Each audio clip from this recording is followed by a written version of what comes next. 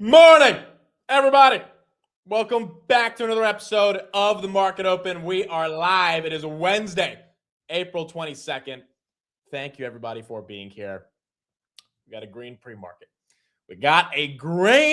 pre-market. This one's blistering green and hopefully continues as we get into the market open. We got a bunch of different headlines for why we are green. Actually, a lot of AI headlines this morning that are helping to propel the level of green that we're seeing. Look at Bitcoin, 78,350. This thing was almost below 74 last night. I mean, when you talk about risk on momentum, it is coming back, and it's coming back pretty aggressively right here in the pre-market. And so we're going to talk about all the different updates we have, macro and AI driven, that is causing this level of excitement. S&P 500 was down on the day, 0.65, second day in a row of going red. It's green in the pre-market. And it's green in a pretty healthy way, up 0.64%. Obviously, this is mainly because of the extension of the ceasefire by President Trump last night. We'll talk about that. But the implication obviously means that the market is more so pricing in the idea that this war is going to come to an end, even if there are some hiccups and really not as much of an understanding of how it's going to come to an end. But it hopefully will, which is why the market is up. Meta, up 1%. United Airlines, that's up 1%. Palantir, we got a big contract this morning. We got a big one, 147.70, $300 million. We'll talk about that. Market's excited about it. Google's at some event right now. They're introducing some new TPUs with NVIDIA. Google's green. This car thing keeps going up, $787, probably going over $800 today. Nebius is up 3%. CoreWeave, Iran. Robinhood, which was down 5% yesterday, rebounded up 3.7% today. Oracle, I don't even know the headline on Oracle, but this thing just doesn't stop going. It was at 188, now at 186. AMD, 292. Today might be the day we see a three handle on AMD for the first time. Would be quite incredible. The Qs are up 1%. Micron's up 2%. AppLovin's up 2%. BlackBerry up 1%. ARM, Grab's up 1%. Poet, this thing was up 20% yesterday. It's up another 17% in the pre-market, breaking over $12. ASTS, which got approval from the FCC for their satellites, 7.7%, $86. This thing was $70 on Sunday night. Pretty big rebound. It's an incredible pre-market, and hopefully that momentum continues. Quite frankly, we've been talking about it for the past couple of days, and we will continue to talk about it. I'll put the red or green poll right here in the chat and see what people think. The bulls are in control. The bulls are in control. I've got a lot of macro data to talk about to explain why the bulls are in control. We had some great earnings this morning as well by GEV, which crushed Boeing, which crushed Vertiv, which crushed all those stocks, getting a massive move right now in the pre-market as they continue to go green. And if they're not getting a big move, it's because the stock is already up 40, 50% year to date, like Vertiv, which means it was kind of priced for perfection, but still they executed on earnings, which is what mattered. And that's why you're seeing this market momentum. It really, really does feel like the paradigm has shifted from the bears to the bulls, or not even from the bears to the bulls, but rather from the choppy nature of just like being on the sidelines, being afraid of what's going to happen, to I'm all in type of mentality. And we're seeing it in the data. And because we're seeing it in the data, it's starting to make sense to a lot more people, and potentially even the institutional investors that are recognizing that if earnings are going to be what we think they can be, then this is going to be very exciting. So there we go. That's what we got. Let's get into it. Good morning. Thank you, everybody, for being here. Frogger Finn, what's up? Brian, what's up? Evan, can we get you in a Knicks hat? Dude, we got to get through the first round of the playoffs first. By the way, shout out to the Lakers 2-0 against the Rockets without Luka and Austin Reeves. So not too bad for the Lakers. Oracle expanding its partnership with Google Cloud to offer joint customers new opportunities for integrating AI into enterprise data. Okay, there you go. That's what explains Oracle going green today. Blake, what's up? Parzival, what's up? Chels, what's up? Good morning. Chad, good morning. Thank you for being here, Chad. Appreciate you taking some time out of your busy day to have our stream in the background. Dean, what's up? Niraj, Raj, Tim Willis, G. Staka, Jason, Cindy. This is the same Cindy that traveled all the way from Minnesota to New York for the meetup. She told me she watches every single stream and she doesn't miss a second of the streams. That's loyalty, dude. That is loyalty. Cindy, I appreciate you being here. Alvera, Alex Solomon, Golden, Jason, Sid, Zocold, Mikey, Usha, Kevin, Easy Gold, Carlos, Rick Huang, June, I'm Beneficial, Ticker. Thank you all for being here. Deeply, deeply appreciate it. Let's get into it. All right, so let's start off with what happened last night. Last night was really important, primarily because we got the extension. And this was the extension we were looking for a very long time. It is the extension of the ceasefire. Triple V, thank you for the $200 super chat. Appreciate you, Triple V. I'll actually be getting dinner with Triple V tomorrow night. He'll be in New York, and we'll be getting some dinner. So very excited to see him again. I think last time we got dinner was January. It was about a couple months ago at CES. So excited to see him and talk markets. We've had a ugly bear market since then, and now we've had a pretty incredible rally. So I'm sure we'll have a lot to talk about in regards to the markets. Triple V, thank you for being here, and thank you for the super chat. What did Trump say yesterday after hours? So this was the most expected ceasefire of all time, but it comes with a bit of nuance here. So why did I think they were going to extend the ceasefire? Why did I think the majority of you probably thought they were going to extend the ceasefire? Because Trump did not go 3-4 weeks of trying to negotiate, having a ceasefire, going back and forth, sending everyone to Pakistan to get back to bombing them. Like, I feel like that is a last resort for Trump. There's been multiple reports from the news media, Axios, Politico, that Trump wants the war to end. Multiple U.S. officials saying he's tired of this. He wants to get back to focusing on the economy. And so obviously, we were going to get a ceasefire, but the problem here is that this isn't really even up to Trump anymore. It's up to Iran. So he said, the minister of Pakistan has asked us to hold our attack on the country of Iran until such time as their leaders and representatives can come up with a unified proposal. What does he mean by a unified proposal? And then he says, we will therefore extend the ceasefire until such time as their proposal is submitted and discussions are concluded one way or the other. First of all, super freaking bullish. Why is it super freaking bullish? Because Trump just said, I will indefinitely extend the ceasefire. Why is he saying that? Because the ball's not in his court anymore. And we'll talk about why the ball is in the Iranians' court and why it's kind of up to them to be able to come back to the table. But Trump is basically, with welcome hands saying, hey, I'm not going to bomb you anymore. I want a deal. You guys want a deal. I am willing to negotiate. Just come to the table for round two. Remember, J.D. Vance, Witkoff, and Kushner were supposed to leave to Pakistan last morning. And most reports said they did. And then by 12 p.m., we get some reports saying, wait a second, the White House, the flight is still at the White House. It hasn't left. And that started to bring into discussion what's actually going on, which is that the Iranians don't want to come to the negotiation, which is what forced Trump last night to be able to basically say, look, I will extend the ceasefire indefinitely. Let's just have the negotiations. It's super bullish for the markets because now the markets are basically priced in, okay, it's up to Iran. It's not up to Trump, but Trump is willing to just stop the bombing, stop all the attacks as long as the Iranians come to the negotiating table, which I think is net bullish. Now, why are the Iranians not coming to the table? The reason for this is because there's been a bunch of reporting that there's major factions within the Iranian government by the IRGC and the parliament and the president. You've had some reports, which I can't confirm because, I haven't had the official media outlets talk about it, but there are some reports saying that the IRGC is holding a coup right now, and they're like sabotaging the Iranian president and the Iranian parliament speaker who we're negotiating with from even leaving their house. Again, I don't know if that's verified, but there have been some of those reports saying the IRGC is in control. And essentially the conclusion here, and this is what the White House said yesterday, is that there are multiple different groups in Iran that are now talking to the Ayatollah, the guy that we still haven't seen yet, the son of the previous Ayatollah. And it is up to him, it is up to the supreme leader to either side with the IRGC or to side with the parliament and president, that's the side we're negotiating with, to basically come to the conclusion that, yes, we want to negotiate with the Americans. The IRGC obviously don't want a deal. They want to cause more chaos. More chaos means oil prices go up. They don't really care about the impacts that has on the world or the impacts on the economy. They just want to cause more chaos. And so they are pushing to not negotiate anymore. And so far, the IRGC is at least winning in terms of their persuasion to not negotiate, which is why the Pakistanis have not been able to get the Iranian delegates to come over the past 2 days.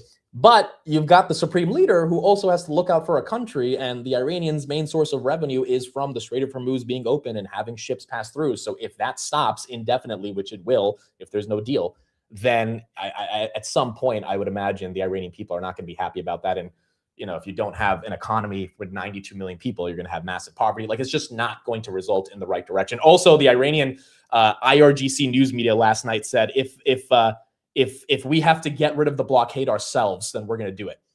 And it's laughable. It's they're not going to shoot at U.S. ships. And if they do, good luck. Be my guest if you think you can shoot at U.S. ships without any ramifications. So right now, it's a lot of propaganda by the IRGC on this idea that we are going to hold strong and not negotiate. But you do have another faction of the Iranian government that wants to negotiate. I just think, based on the reporting that I've read over the past 2 days, it is up to the supreme leader now to determine if we're going to negotiate or not. And I think Trump has recognized that, which is why Trump is not getting that aggressive, because he knows, look, it's not up to him anymore. It's up to the Iranians if they want to come back to the table. And ultimately, they're going to have to make that decision. So Markets are green because they're assuming two things. They're assuming Trump is going to stop bombing, which has basically been confirmed based on the ceasefire announcement last night. Again, an indefinite ceasefire is more bullish than not. And then number two, they're assuming the Iranians will come back to the table. Hopefully talks in Islamabad will happen in the next couple of days. We will get to a deal and we will move on with our lives and focus on earnings.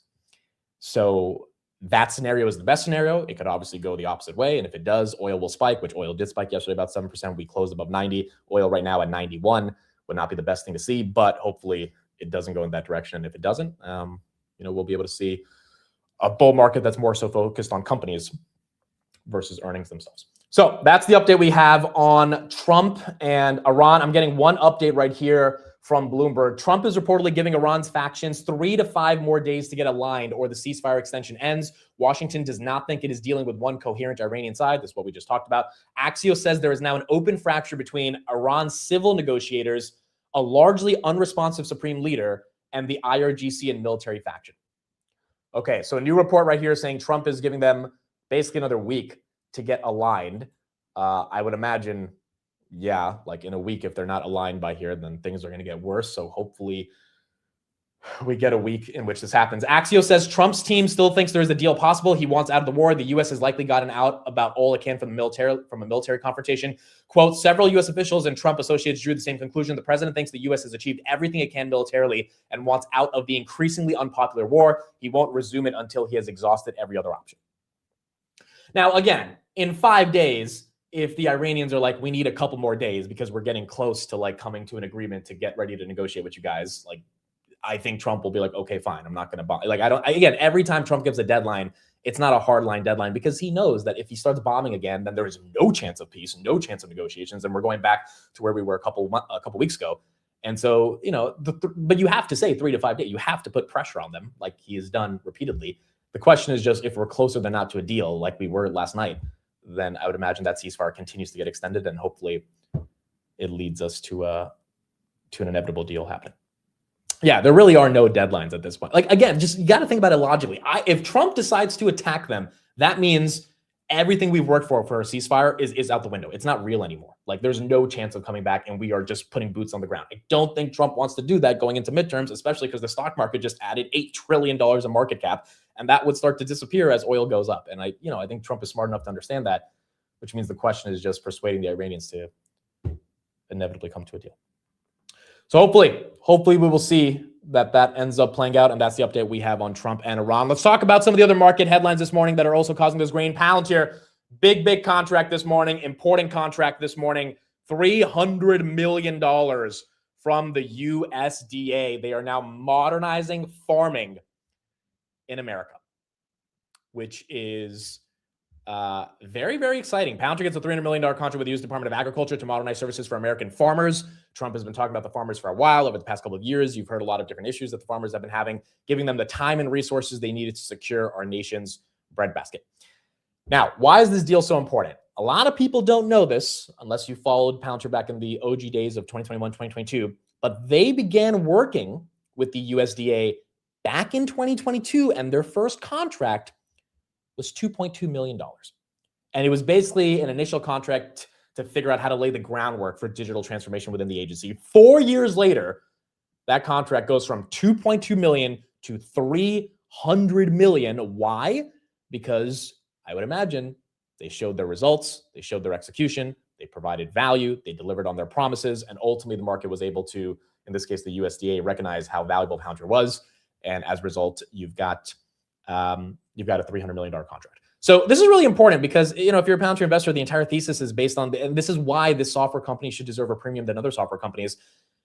Palantir actually provides value. That value translates into results. Those results translate into companies, enterprises, government organizations willing to pay for those results. It makes it a very sticky product. What do we think is going to happen in the next 5 years? They're probably going to get a lot more money from the USDA. The equivalent of the USDA in Norway and Sweden and Germany and France, markets that Palantir is really underpenetrated in. Eventually, we'll see the type of work that Palantir is doing for the American USDA and potentially might give them a call. So the ability for Palantir to use the U.S. government essentially as its world case study to continue building products and services that are relevant and then winning multiple contracts that provide value serves as the basis for other countries to potentially procure those services as well. And we've seen that in terms of the Japanese government that has started to work more intimately with Palantir. which just means there's a better chance for this one to gain more momentum. Quote right here from the federal engineering lead at Palantir: America depends on its farmers, and USDA is moving fast to give them the technology they need. They are raising the bar for what government can deliver for farmers, and we are honored to partner in that work. It really seems like we're going to get a lot more of these contracts. And, I think the street knows that, which is why that government business continues to get raised expectations on guidance. USDA Chief Information Officer Sam Barry says protecting America's farmland is protecting America itself. And this work gives the USDA the ability and visibility and speed needed to safeguard our food supply. I'm waiting for the day we get a 300 or 400, or quite frankly, what's probably needed, $1 billion contract with Palantir and the Federal Reserve to modernize how we collect data so that we can make better decisions on interest rates, because the way we collect it right now is kind of stupid. The BLS has owner's equivalent rent from the BLS is them every 6 months, not every 6 days, not every 6 weeks, not every month, every 6 months, calling up people and saying, how much do you pay for rent? It is ridiculous. It makes no sense. Obviously, the Fed's always going to be behind if that's the type of data lag that we have. And I feel like with a company like Palantir, you could change that. So hopefully this leads to more contracts. And obviously that's very bullish for the company Palantir right there. 1.17% in the pre-market. Yeah, and they are in a bid for a $20 billion contract with the FAA. So if we get that contract soon as well, hopefully we'd find out by the end of the year. That would be very exciting for them as well. AMD right there up 2.5%. Google and NVIDIA. Google is green and so is NVIDIA. Google right there is up 2%. The reason for this is because Google has unveiled a new version of their TPU at the Google Next event. This happened about 2 hours ago. TPU 8T is built for training frontier models. TPU 8I is built for inference, lower latency, agentic AI workloads, and more complex reasoning. 8T delivers 124% more performance per watt, and 8I 117% more than the prior generation. 8I also brings an 80% better performance per dollar than Ironwood, which was their previous generation TPU, and general availability is planned for later this year. They are collaborating with NVIDIA, and then you had Oracle that was in that partnership as well, which is why all three of those stocks are getting some more momentum. So the reason NVIDIA is not down, even though Google's released, one could argue, a competitive product with Blackwell or their flagship GPU, is because once again, Jensen has made it very clear that the ASICs that are in this market are only expanding this market.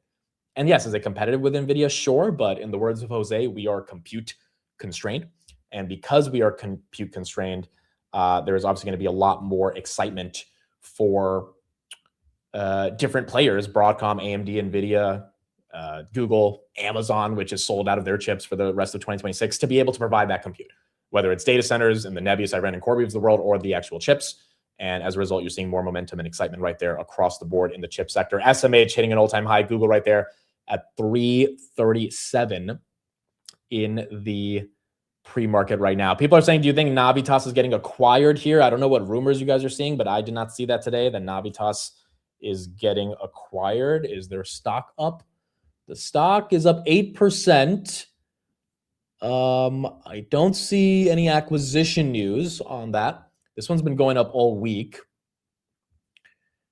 I mean, that would be a hell of an acquisition if it does. I mean, I would imagine NVIDIA would be the one acquiring them if they do acquire. I don't think that's happening, though. We haven't heard any rumors about that, but we'll keep an eye on this as Navitas. I think maybe, I see one headline, NVIDIA is courting Korean power firms, and Navitas is involved in that to some capacity. Global big tech companies are making frequent visits to Korean power equipment firms. Yeah, maybe that has some correlation with Navitas, but that's not exactly a correlation directly to Navitas. It's more indirect, as that one is continuing to go green right there. Marvell, that's up 2%. ISRG, great earnings. They beat on the top and the bottom. That's up 1%. ASTS, let's talk about this one real quick. ASTS is up 8%. This thing was $70 back on Sunday night off of a failed launch, which really wasn't their fault. It was Blue Origin's fault.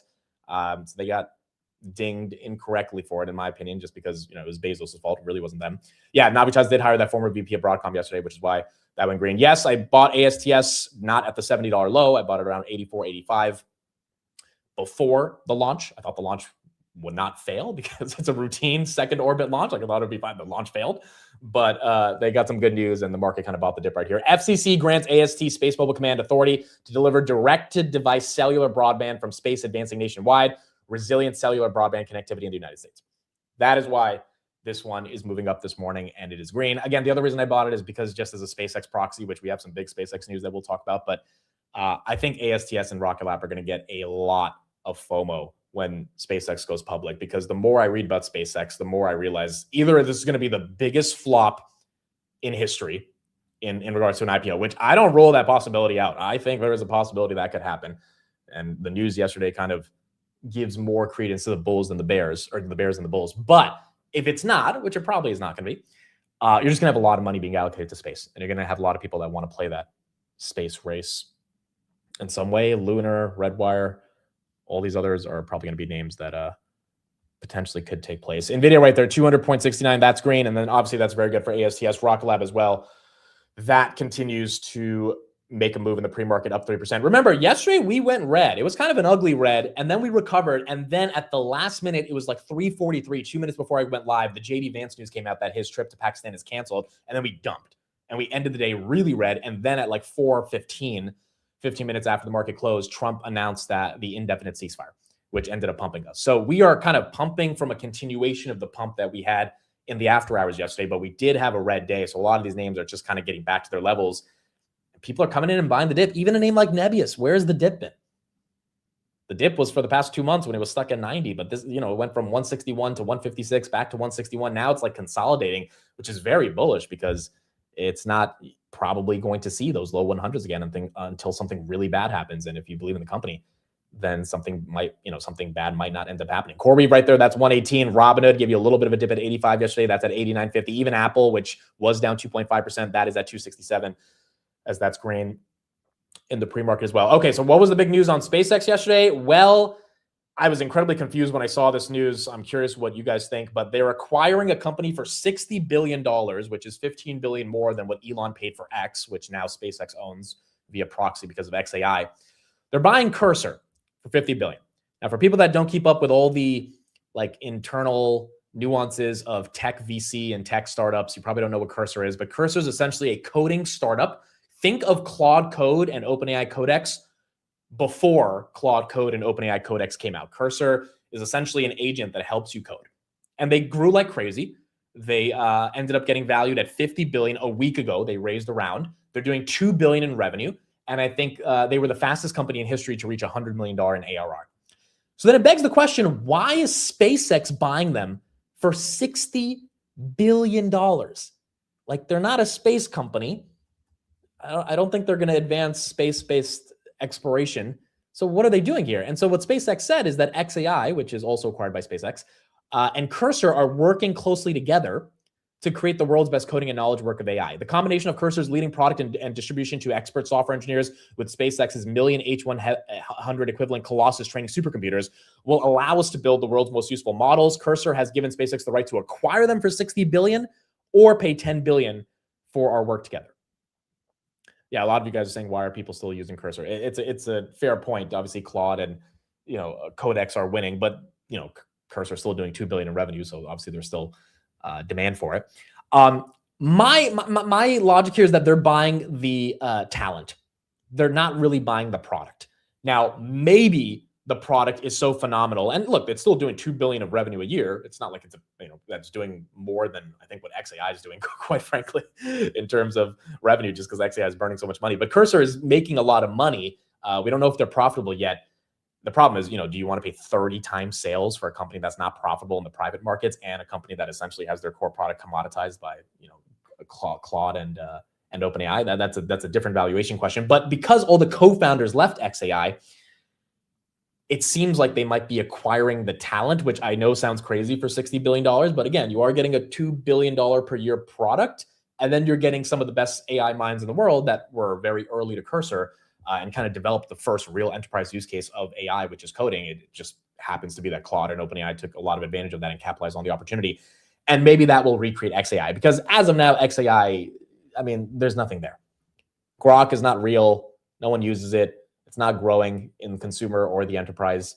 They're losing $1 billion a month. SpaceX is going to go public with a $5 billion loss this year because of the acquisition of XAI.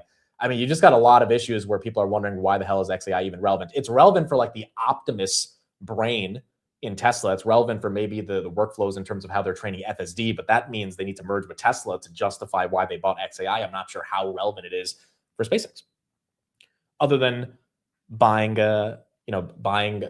buying a Cursor to potentially make it work better. Now, one counter narrative take is that what if, because Elon has the most access to compute, because space-based data centers are going to give them many, many gigawatts of compute a year, if XAI can develop the best models via Grok, and then because they have the best models, they have the most compute to supply the demand for those models, and they have the most compute to keep making the models better and better, they end up getting the best product.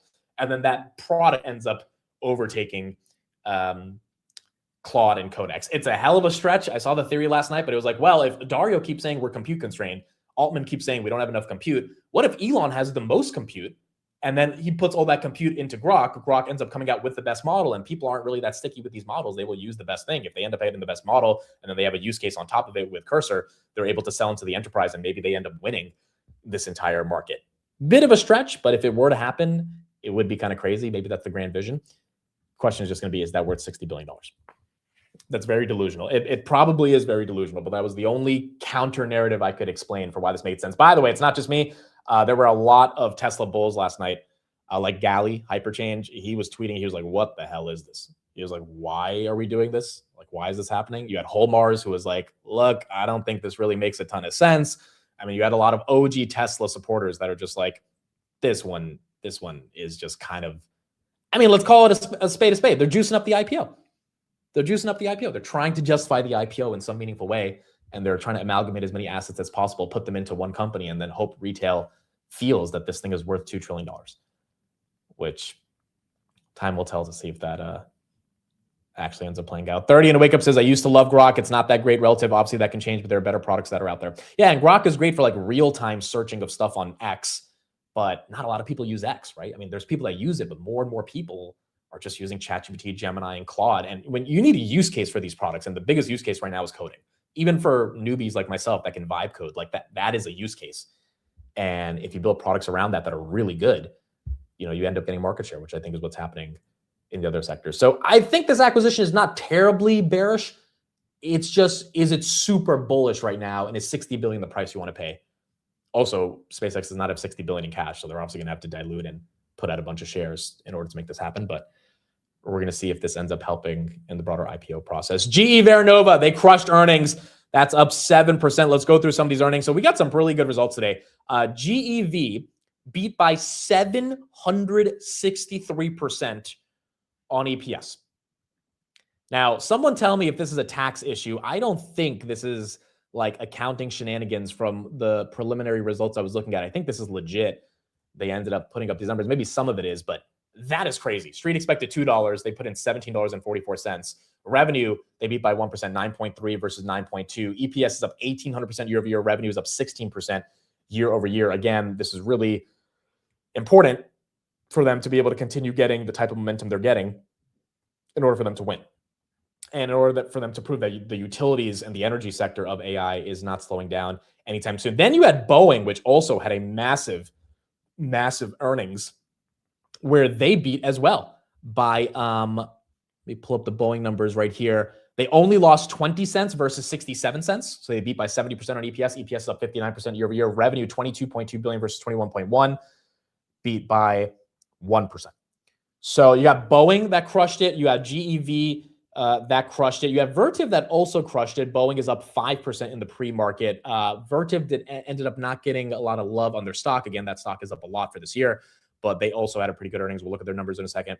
And yeah, they beat by 16% on EPS, 117 versus 101, and they came in line with revenue expectations. Again, Vertiv up 50%. They just got into the S&P 500, so you're not seeing too much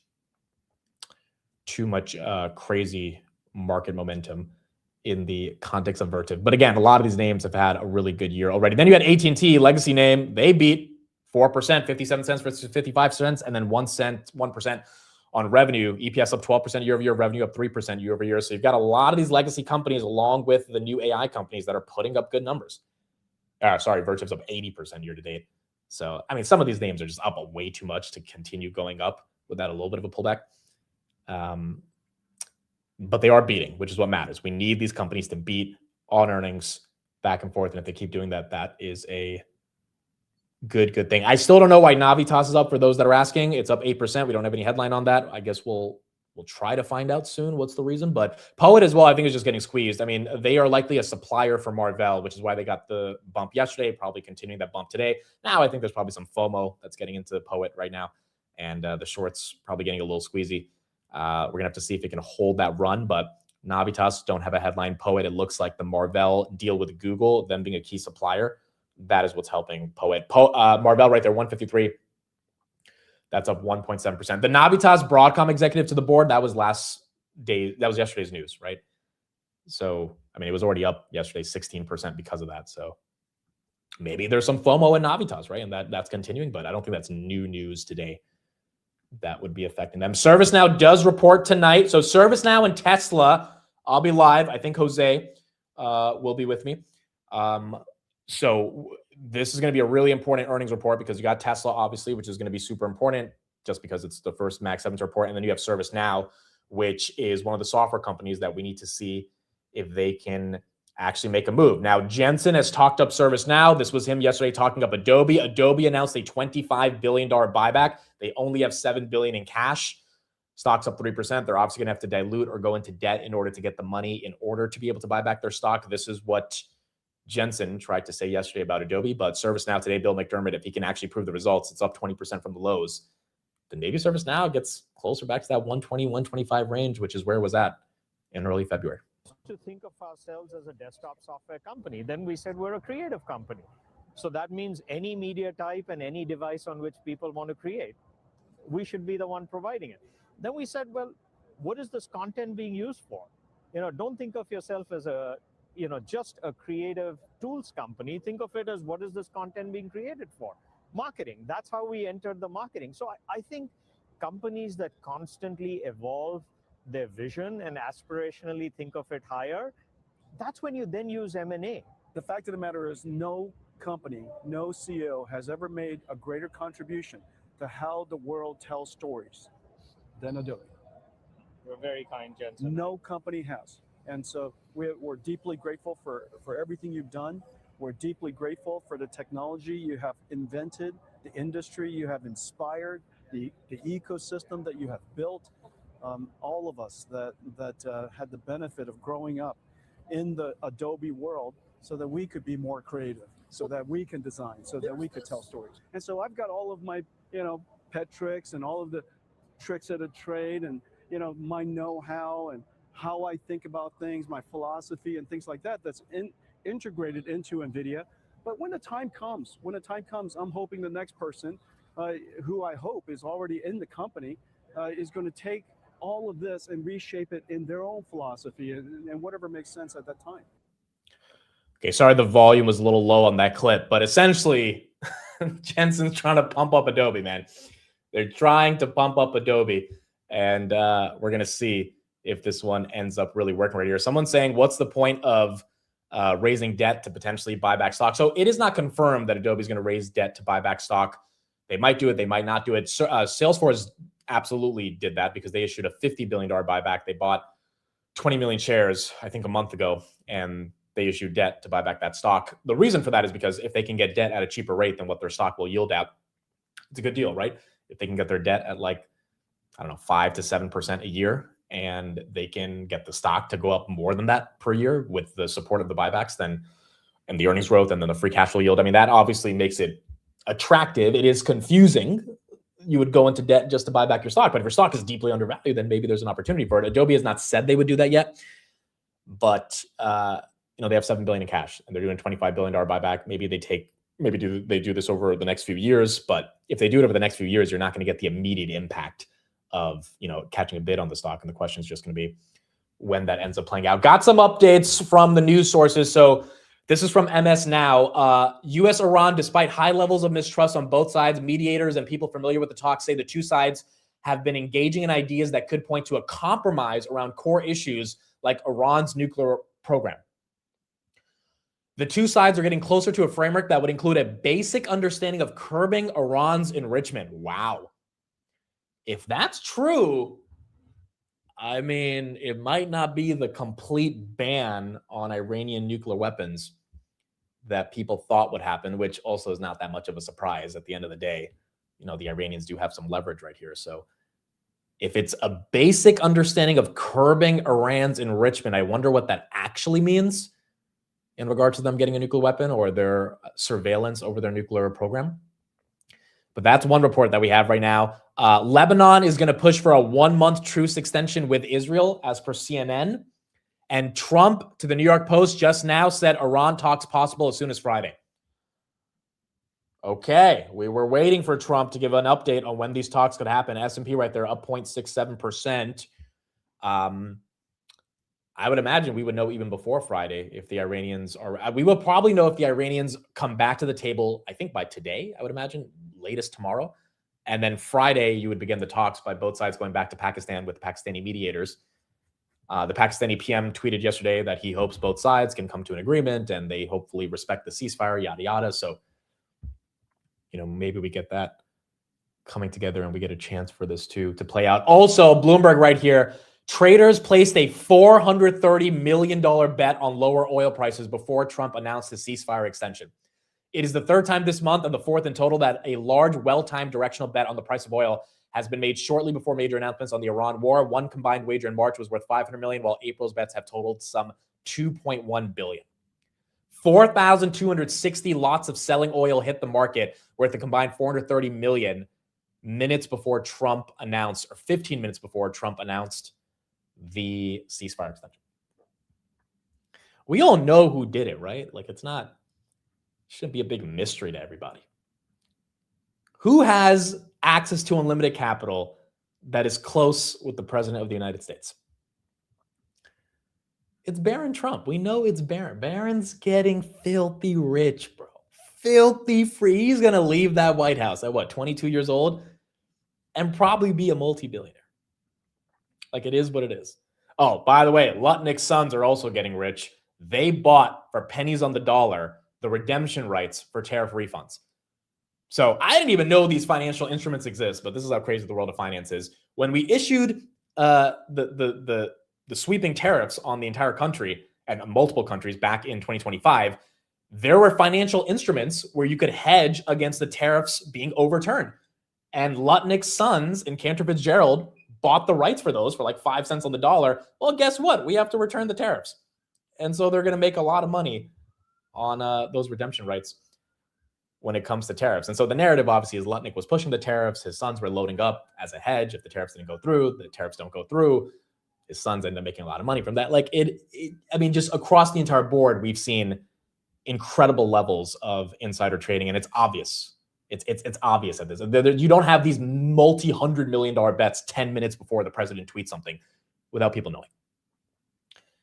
But this is the world we're living in. And Paul Atkins, we looked at him a couple of days ago on the interview. He said he's basically not going to do anything. He was point blank asked about manipulation. And he said, well, prediction markets are really important. He didn't even answer the question. So it is what it is. It's not even worth complaining about it. This is the state of the country right now.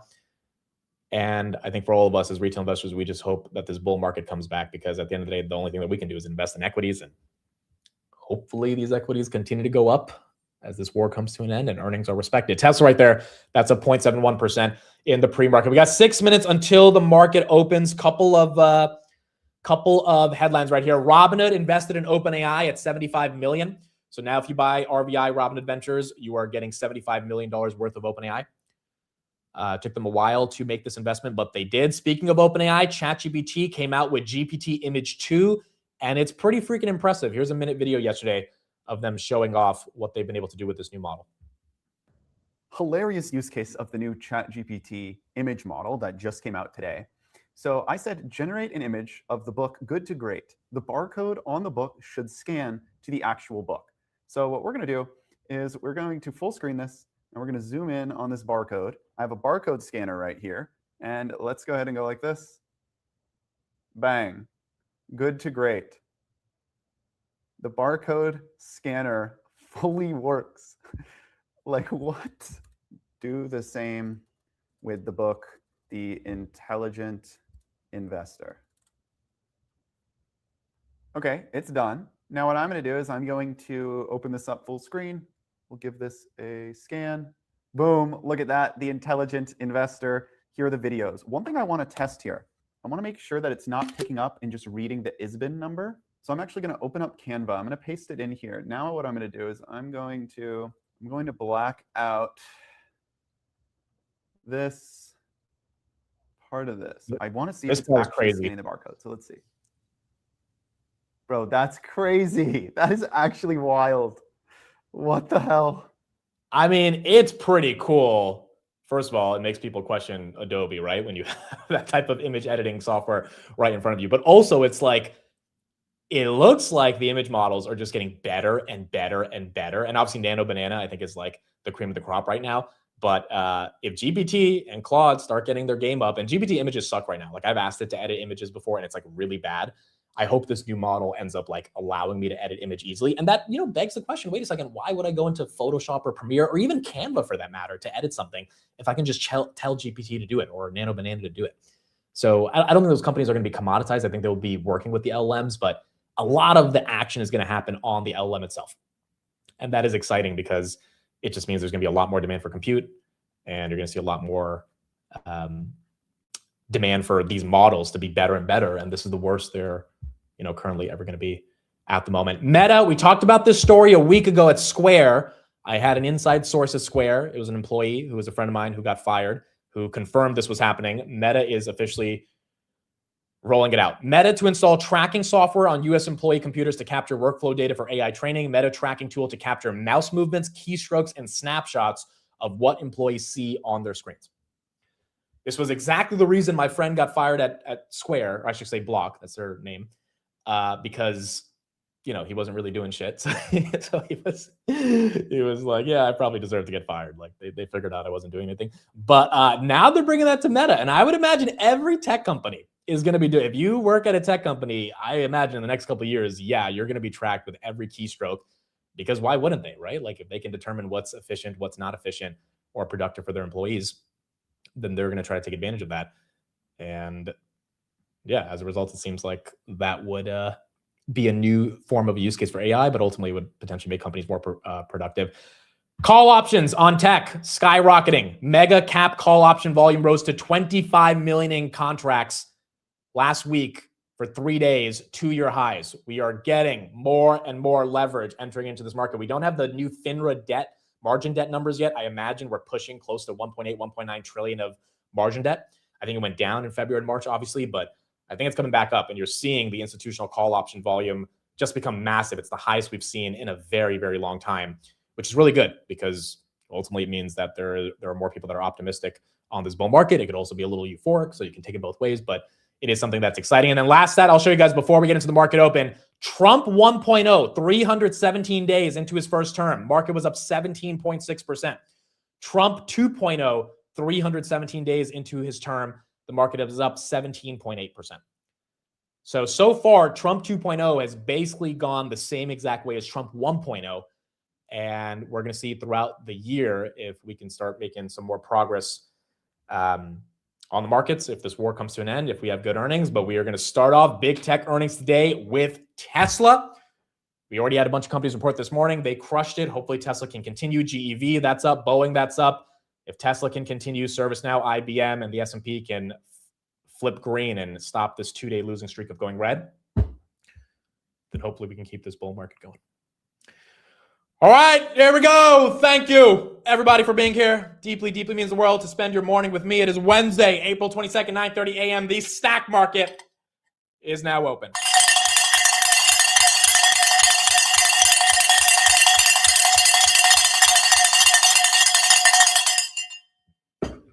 All right, wake your ass up. Let's get into it. 708.90 on the S&P. 708.90 on the S&P. NVIDIA opens at 200. Palantir with that $300 million contract they got this morning from the USDA. That opens up at 148.40. Where is Google with that new TPU announcement? 335.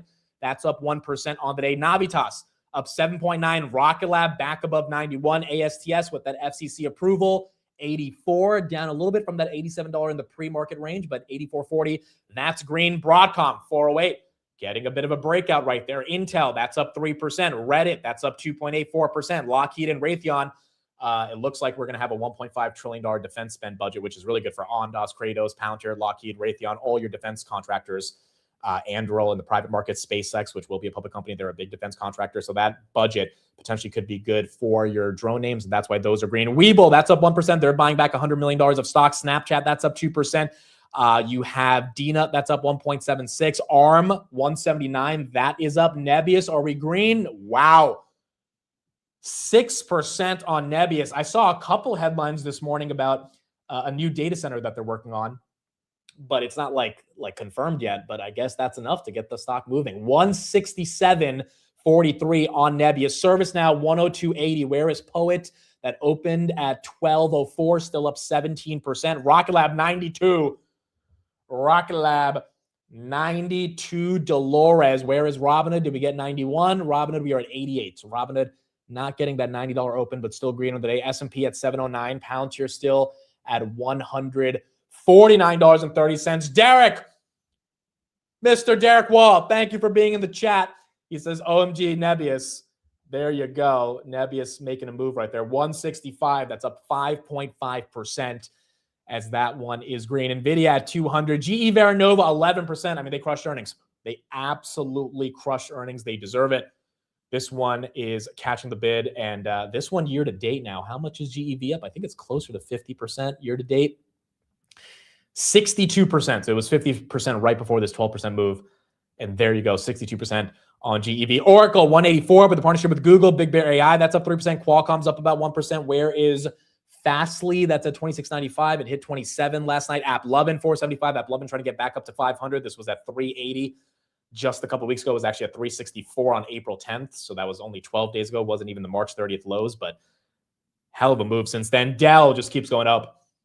Dell just keeps going up. 215 on Dell. Unbelievable, dude. Dell has 11% gross margins. Street doesn't care.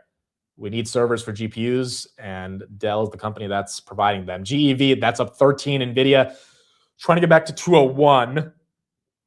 Robinhood, 88. S&P at 708. Ondas should be ripping. The drone names are going to catch a bid. I mean, I think there's something like 75 billion in this 1.75 trillion that's allocated basically for drone or drone autonomous warfare technology. Your Ondas's, your Red Cats, your Kratos, if this thing gets approved, they're going to get some big contracts. OSS, by the way, edge compute, it was a big thing that was talked about in the defense budget as well. I would imagine if OSS can land a $300-400 million contract, the market cap's $280 million.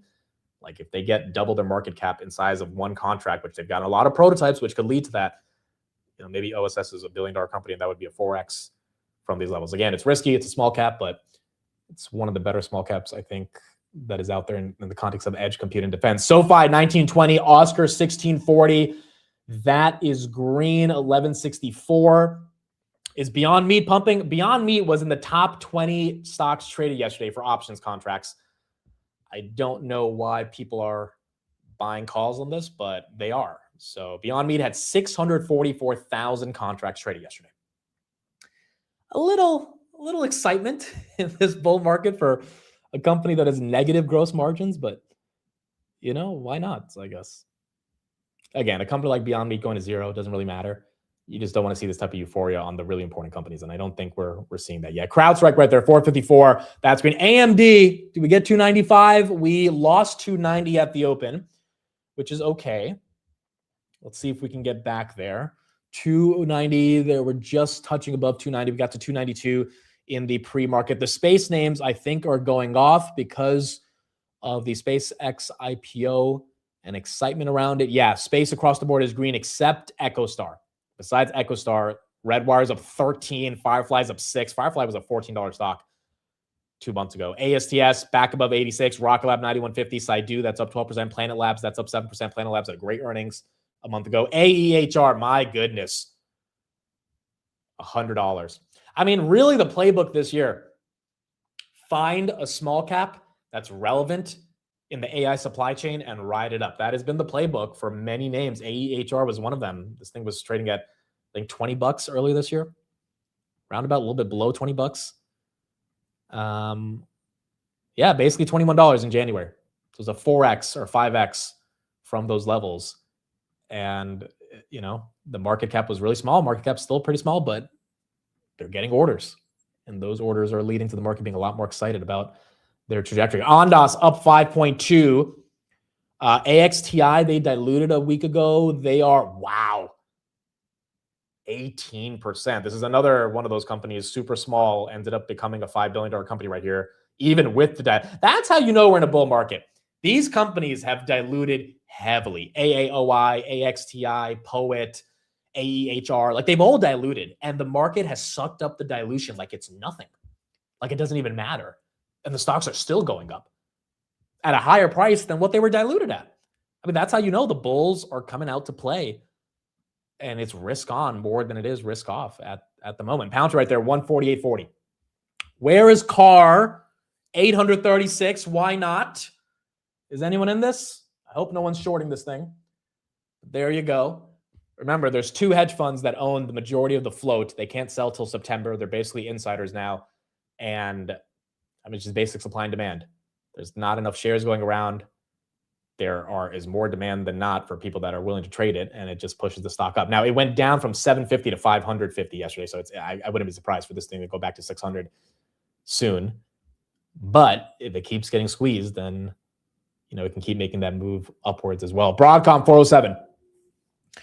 Broadcom 407. Amit, I bought a ton of Fly at 20. I bought it for the SpaceX IPO trade. What do you think would be the right play from here? Well, if you bought it for the SpaceX IPO trade, I mean, this is the philosophy I have with many stocks. If you buy a stock for a reason, and then the reason hasn't materialized yet, aka the SpaceX IPO hasn't happened, but the price action on the stock has materialized, I sell, right? So it's like if you bought Fly because you thought it would double for the SpaceX IPO, and it's doubled from your entry at 20, but the SpaceX IPO hasn't happened, the move already took place. Now one could argue you're getting too greedy, expecting it to keep going up. So at the very least, I would take out my cost basis here. It's kind of like earnings too, right? Like if you buy a stock going into earnings and then it runs up before earnings, like you got the move you wanted, and then maybe you miss out on a bigger move. But if the earnings dumps the stock, which happens more often than not, then you would have rather wanted to get out before earnings and not be as greedy.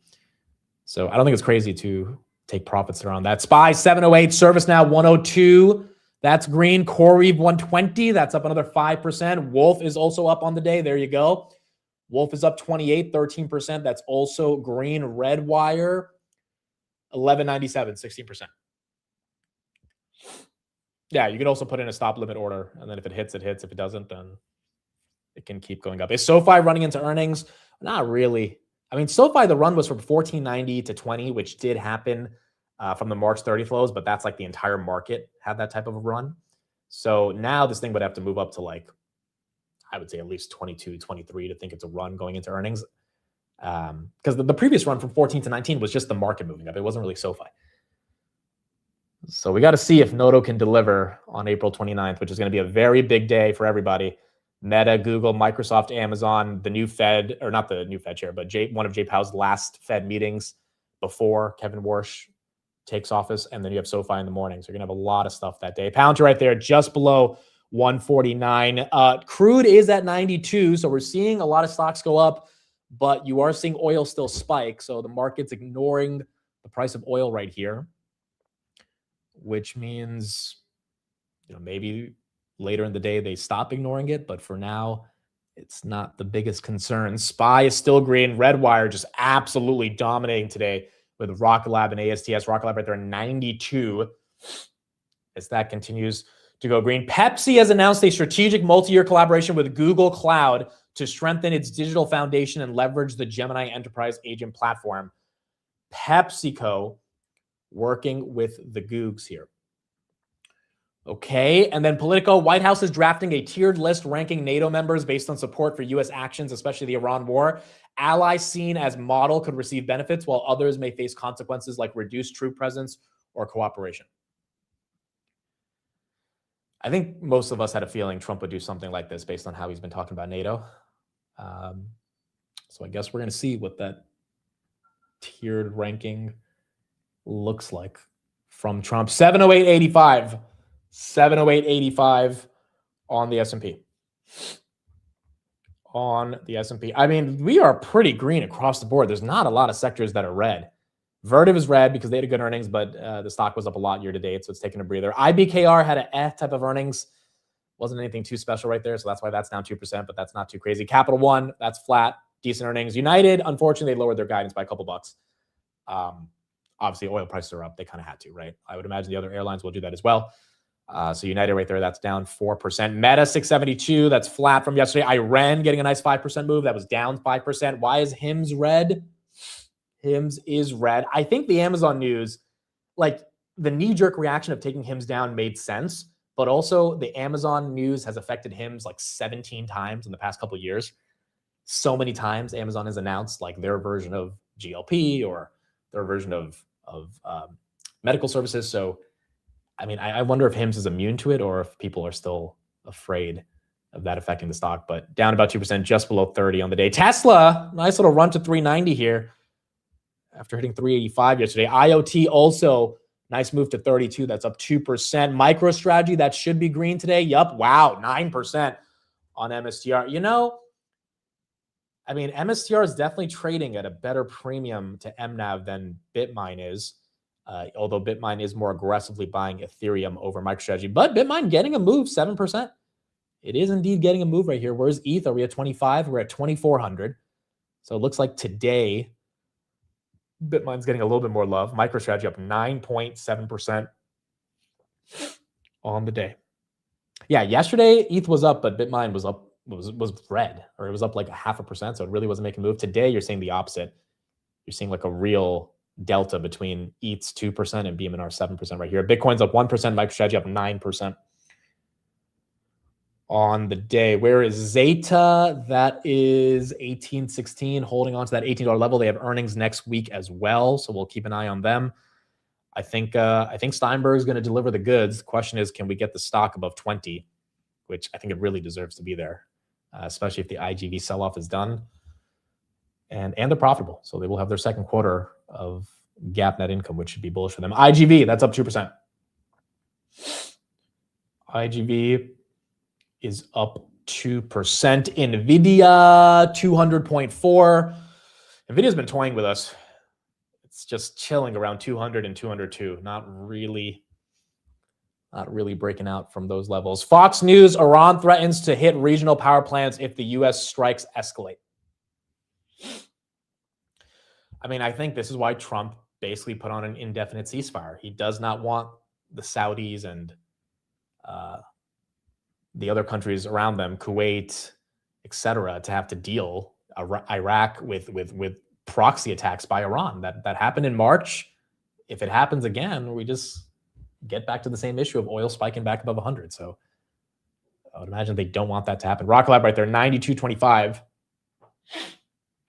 As that continues to go green. Trump just tweeted. It's a long tweet. It's not about the war, but here's what he said. How can the Democrats not like how the U.S. Supreme Court votes? The Democrat justices stick together like glue, never failing to wander from the warped and perverse policies, ideas, and cases put before them. They always vote as a group or block, even that new low IQ person that somehow found her way to the bench because of Sleepy Joe. The Republican justices didn't stick together. They give the Democrats win after win, like a $159 billion pile of cash on a completely ridiculous tariff decision and nasty one-sided questions on the country-destroying subject of birthright citizenship, something which virtually no other country in the world is stupid enough to allow. It was meant for the babies of slaves, not for the babies of Chinese billionaires. No certain Republican justices have just gone weak, stupid, and bad, completely voting that they suppose violating what they supposedly stood for. Handing over $159 billion in tariff refunds to people who have been ripping off our country for years is unexplainable. One little sentence would have stopped this record-setting payment from having to be made. It's a travesty. Their tariff decision was an unnecessary and expensive slap in the face of the USA and a giant victory for its opponents. If they rule against our country on birthright citizenship, which they probably will, it will be even worse. If that's possible, it will cost America massive amounts of money, but more importantly, it will cost America its dignity. Okay, so Trump's not happy about the tariff decision being overturned, which is fair because that was his landmark policy last year. But one could argue it's actually going to stimulate the economy if we give back $160 billion to all these businesses. Like, what would we have done with the $160 billion as the government? I mean, as per Trump, we would have paid off some of our debt, which would have been good. Maybe it would have helped with bond yields.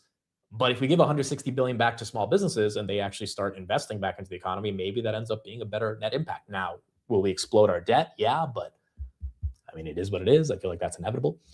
So who knows? Maybe this ends up working out. But obviously, Trump Not happy about it. Ethereum right there, 2485. Bitcoin at 78,000. Poet right there, 1279, trying to go back to that $13 range. Service now 103.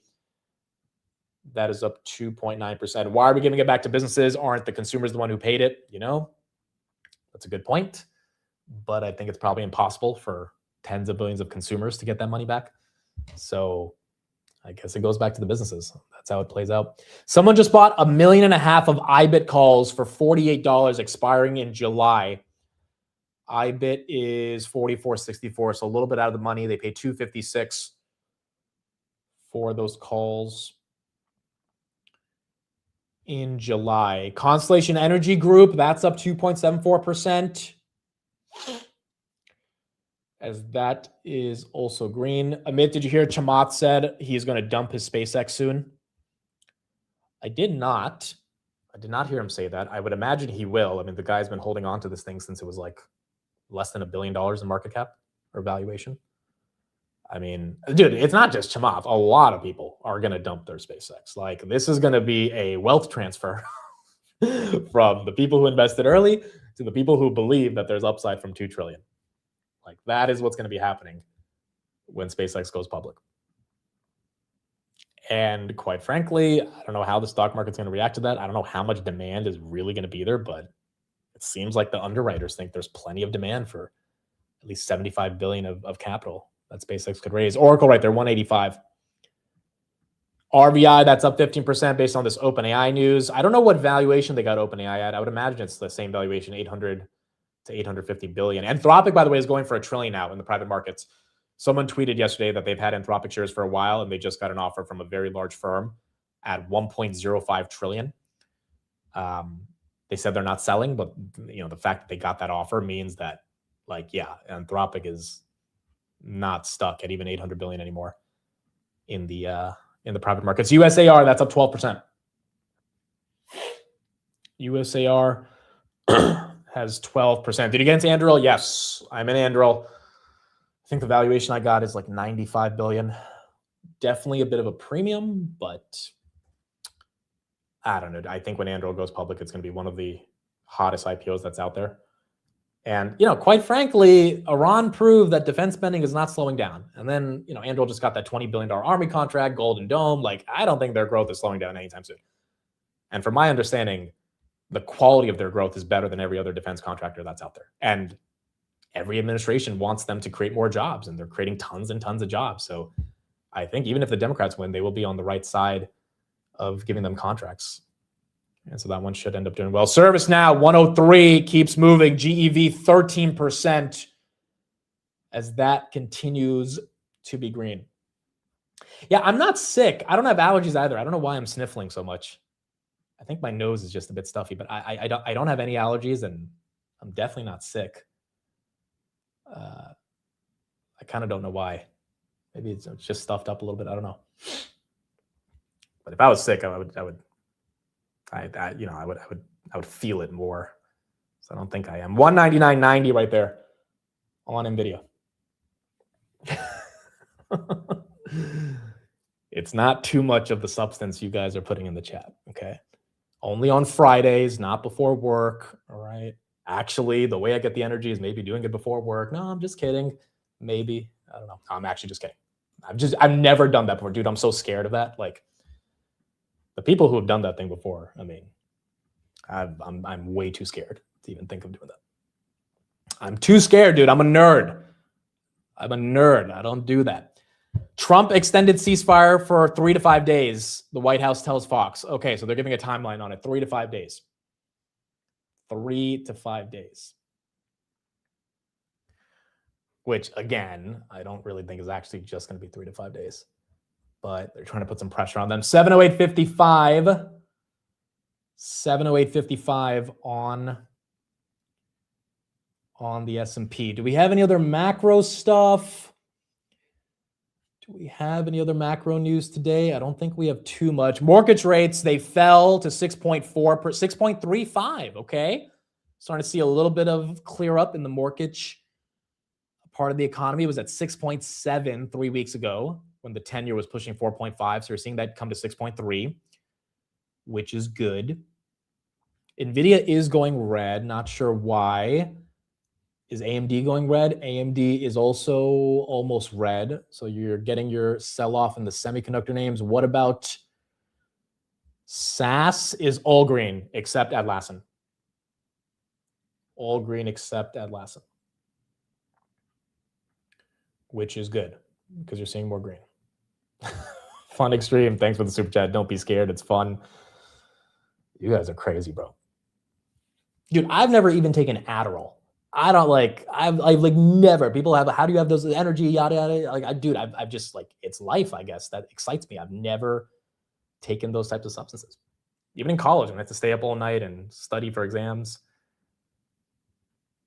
I think in college, I drank energy drinks. Maybe that's what kept, but that's the most that I ended up doing. Palantir right there, trying to go for 149. Oracle 184. ARM breaking 180. Where's Archer? Yeah, are the eVTOLs getting some love? These I feel like should be flying, literally and metaphorically, because of the high beta momentum. Archer, that's up 5.5%. 5.5%. Joby, that should be getting some love as well. Joby, 4% up. All right, so those names are moving. Put in the chat if you bought or sold anything today. If you made any moves here. But I think a lot of people kind of just sit back and see the green come in. Nebius back to 161, but that's green. ASTS, if you bought the dip on that, congrats. Big, big move right there. As that is holding on. Vi says, I just built my full position on Oracle. I like it. I think Oracle is going to be a really good proxy to OpenAI. Definitely a big proxy for the data center space. Bought more BMNR, bought Red Cat. Nick says I bought Palantir. Brady says I sold my Navitas last week. Unfortunately, this one running up heavy this week, up 11%. Where's Poet? Are we above 13? Back to 12.11. IBIT up 5. USAR up 12. Apple calls. You know, the more I research about this John Turnus guy, I'm not that bullish. I just don't think he's going to be different from Tim Cook. I hope he is, and he's more aggressive with AI, but if he's not, then yeah, I don't think we're going to see a major change in any meaningful way with Apple. Let's just say I don't think the foldable phone is what's going to take Apple to be a $350 stock. We need something different. In fact, I think the foldable phone is going to be a flop. I really do. So we've got to see what they do in AI. Car from 850 down to 767. Chris said he bought more service now. Iran says it has yet to decide whether to join a new round of talks with the U.S. Okay, so that's not new news because we knew that from last night. Quote from Iranian State TV, we entered the negotiations in good faith and with seriousness, but the negotiating party has shown disregard and lack of good faith. You know, I think also Trump not getting rid of that blockade on Saturday, that could have been the reason why these guys are so upset. Because they did open up the Strait of Hormuz. I mean, to be fair to the Iranians, they opened it up. And then they said, all right, now you get rid of the blockade. And Trump said no. And I think that's what really pissed them off. And maybe if he had gotten rid of the blockade, or at least signaled that he was going to get rid of it, instead of just completely saying, I will never get rid of it until we get a deal, maybe those negotiations would have been easier. But then again, from a security perspective, you know, Trump probably didn't want to get rid of it. So now I guess it'll take another 24 hours to see if Iran officially wants to get into this deal, which I am more confident than not they will. I mean, what are they going to say? No, we don't want to talk. And then what happens? Like, then we just go back to bombing each other. Like we start shooting at each other's ships. Like really, that's going to be how this plays out. Like I don't even think the market believes that, which is why we continue to be green. 709.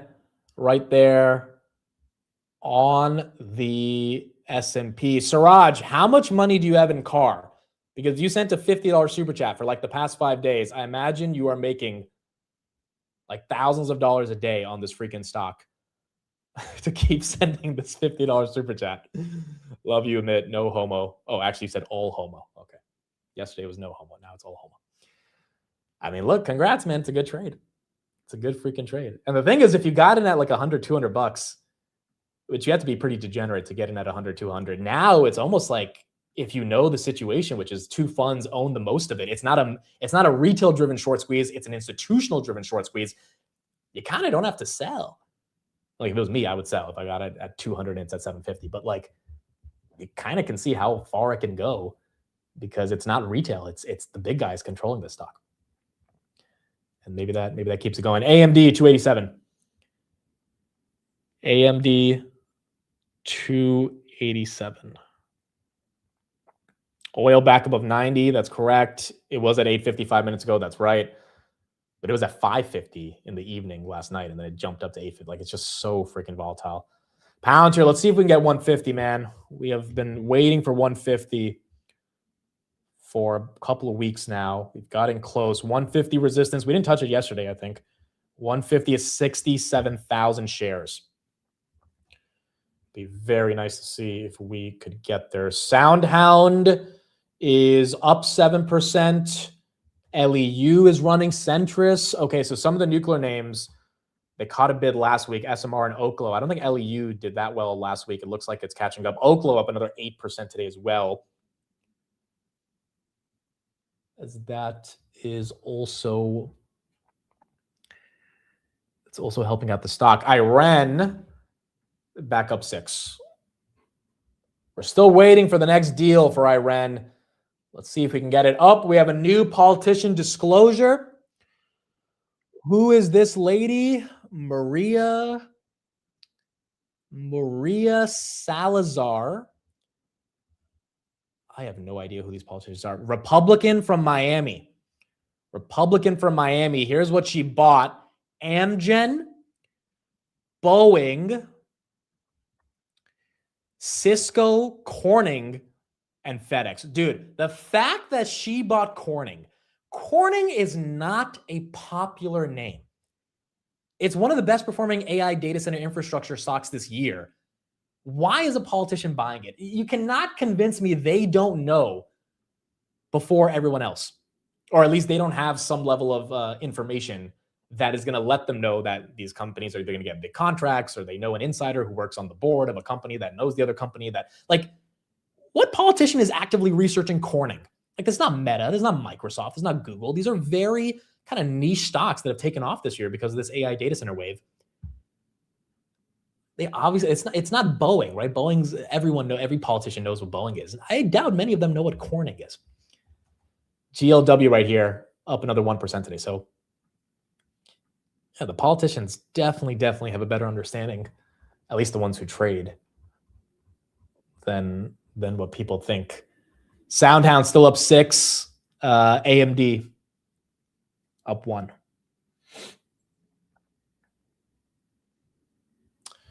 She is in charge for Brickell. Really? Dude, Brickell was awesome. When I went there in August, Brickell was pretty freaking cool. It had like New York vibes, but not really. It's just like the skyline kind of gave you a little bit of New York vibe, but obviously the atmosphere was more like party driven and fun versus like New York, which is like work. But it definitely was pretty cool to be there. 89.82 on Hoodie, trying to get back up to 90. Palantir, she's going for 150. Webull got that buyback. Street's excited about that, up 3%. AMC is up 6%. Reddit going into earnings should be good as well. At 160. Amid, I was in AAOI for a while. I got out. Now I'm thinking of getting back in. Any thoughts on these photonics plays? I think a lot of the photonics plays are obviously expensive. AAOI went from 20 to 173 in like 4 months. So if you're saying, do I want to get back at 145? You got to ask yourself, do you think there's alpha at a $10 billion market cap when it was at less than $1 billion a couple months ago? And I don't know. I think the photonics sector is very hot. That's why Credo's running, because they had this massive $750 million acquisition, and photonics is incredibly important. There's no denying that. Question is, have these names gotten ahead of themselves? And not that they have to go down, which means if you have a low cost basis, you don't need to sell, but will they give you the upside if you buy in at these levels? It really depends on how much progress you think the company can make, and also how many orders essentially they're able to get to continue that revenue growth. Wow, Bitcoin, are we trying for 80? Are we actually going to try for that? It's $200 away from 79. And then if we see 80, which is, last time we saw it was February 1st. That would be fun for the first time in 2 months. SPY 709.70. as that's the range. Not sure why Fastly's down 7.5 today. Now, it was up a lot. Remember, this thing got to $20 last week, so the run to 27 was a big move. It's giving some of that back. I don't see any headline on this one, but you do have negative 5.8% on Fastly. Apple 268. Coinbase as well, 210. Coinbase, what did it bottom at? 158. 158. $25 shakeout. Yeah, I mean, Fastly's been a bit of a, I guess you could call it like, it's the Bulls and the Bears have fought around 24 to 25 because it broke through 20, but then it keeps coming. I mean, even yesterday it went back to 25. So it's got to decisively clear 25 to make the run back up to 35, where it was at before the SaaS apocalypse. So 25 is that key level. It's just got to be able to break above. SoFi 1927, Rocket Lab just below 92. Googs, I feel like Google should be moving more based on that NVIDIA announcement today. It's up 2%, but I would imagine this thing can get a run up to 345. And then earnings, I mean, Google's going to crush earnings. They're going to have 120 billion in SpaceX equity. We should be able to see a decent chunk of excitement there for the Googs. Why is Nebius dropping? Well, why was it up at 167 today, right? Not sure why it went up. Not sure why it's going down, but it's basically going back to where it was in the pre-market. Iran still up 6%. Palantir, she's trying. Again, $300 billion contract for Palantir today. Sorry, $300 million contract. 300 billion would be, well, that would be nice, but 300 million. And that's why the street is happy about that one today. Intel, $65.99. YouTube partners with SiriusXM on audio advertising for podcasts. Okay. Got some Google partnerships. T-Mobile and Deutsche Telekom consider potential mega merger. How much is Deutsche Telekom worth? Wait, isn't that T-Mobile? It's a partly state-owned German telecommunications company. I feel like they're both already merged together to an extent, but you haven't had the full merger yet.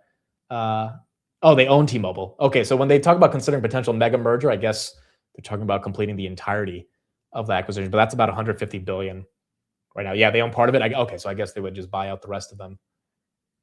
And that would be one company together. I didn't know T-Mobile was owned by a German state telecommunications company. I didn't know that. I never knew that. By the way, the CEO of DJT stepped down, Devin Nunes. He was the former congressman. He stepped down today. DJT, still a $2 billion company. He stepped down today. They own like 53%. Wow, I did not know that. I never knew that. I thought they were completely separate entities. Google announces a $750 million fund to provide new resources and incentives to partners in its networks of 120,000 members. Former OpenAI executive Mira Murati's startup Thinking Machine Labs, which got an investment by Jensen, has signed a new multi-billion-dollar agreement to expand its use of Google's cloud AI infrastructure, including systems powered by NVIDIA's latest GPUs. Okay, so you got a lot of announcements for Google today. NVIDIA, Thinking Machines, tons and tons of stuff for the Googs as they get ready to go into earnings. AMD 288.40. As that stock is trying to head back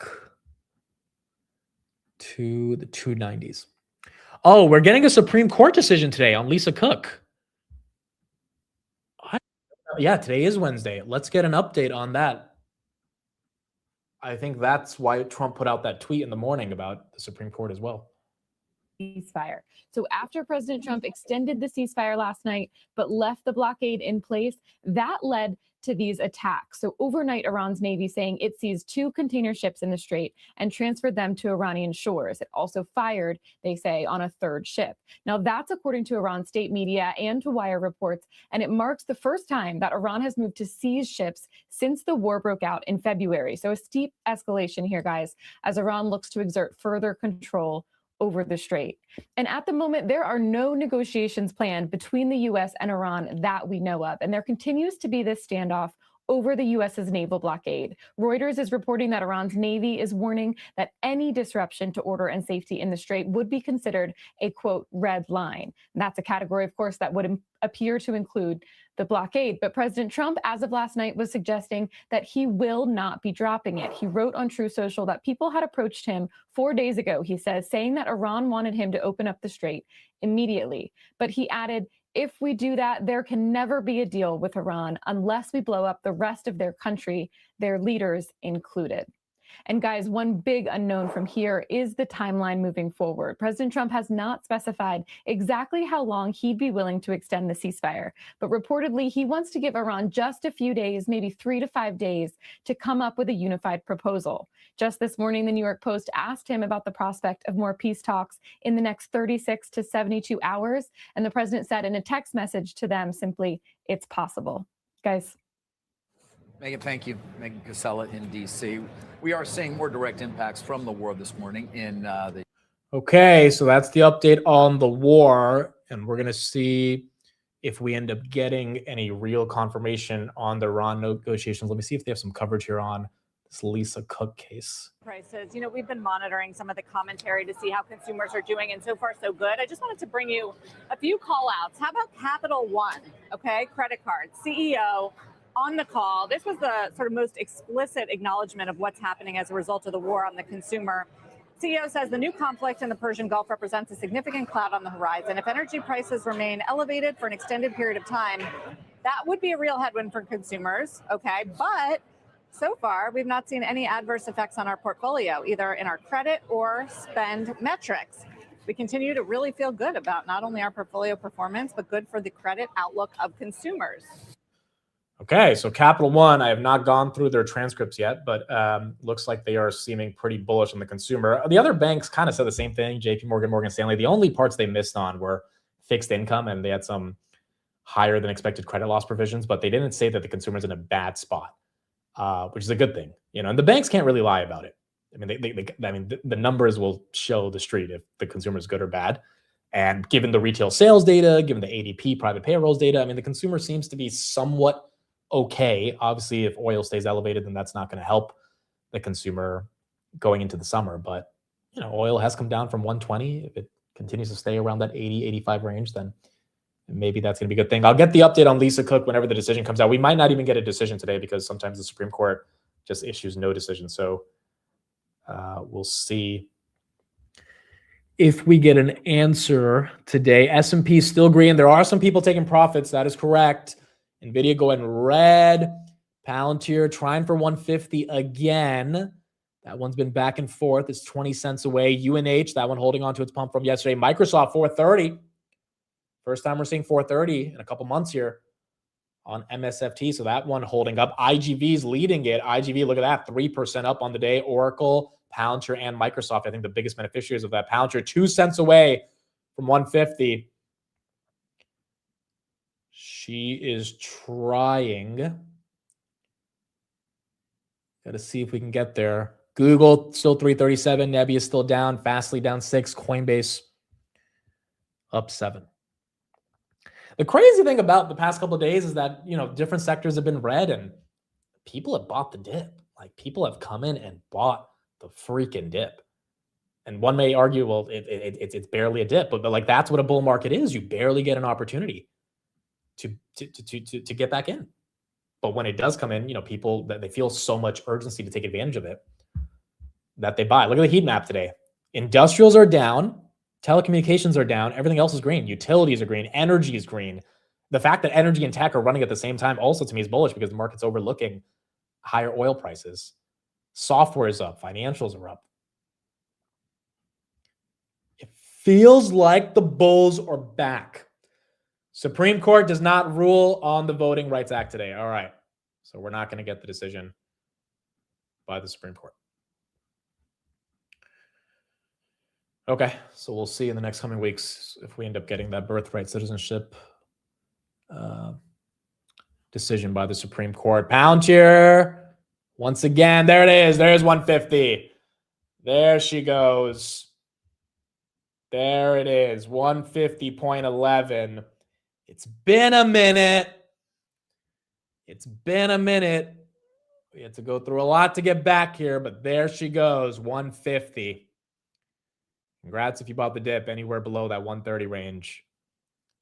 I think for a lot of people, it was one of the easier dips to buy. Just like the conviction in this company has just quadrupled over the past 4 years. And so, people know what they own. Palantir right there, 150 as that one continues to go green. Bitcoin, 79 as well. Wow. Oh my. The bulls might be back. The bulls might be back. I'll be back. Isn't there a movie actor who said something like that? I'll be back. What movie?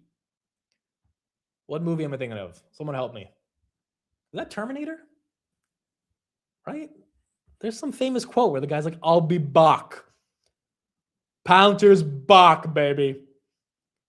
It is Terminator. Oh, Arnold. Right. Oh, that's stupid. I got the movie, though. I got the freaking movie. 150.47. There you go, up 3%.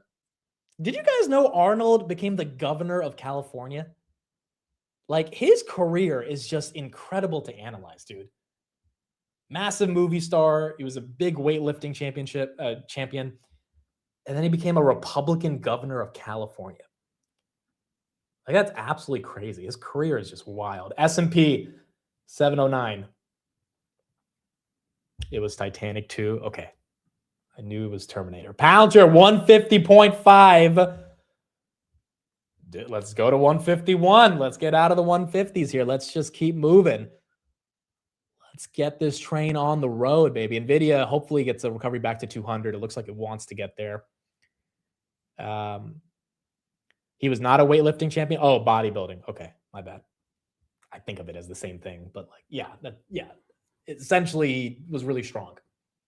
Bessent is testifying today? Why is Bessent testifying? They got Bessent up in there testifying? What is he testifying about today? I'll pull up when he's talking. He's not talking yet. He's talking about the budget request. Okay, that makes sense. Let's see his opening statements. Then we'll keep going from there. Spur job growth and strengthen the economy. The fiscal year 2027 President's budget request for Treasury demonstrates our commitment to boosting growth, promoting efficiency within our agency, and targeting illicit actors that threaten our national security. Treasury's budget request represents a 12% decrease from the enacted level, while still building on the success of fiscal year 2026 to continue strengthening the U.S. financial system. Along with managing our... Okay, this is boring. Yeah, I don't think we're getting... we'll see if we get any quotes from him that matters, but he's basically just going to outline why they're requesting the money they're requesting.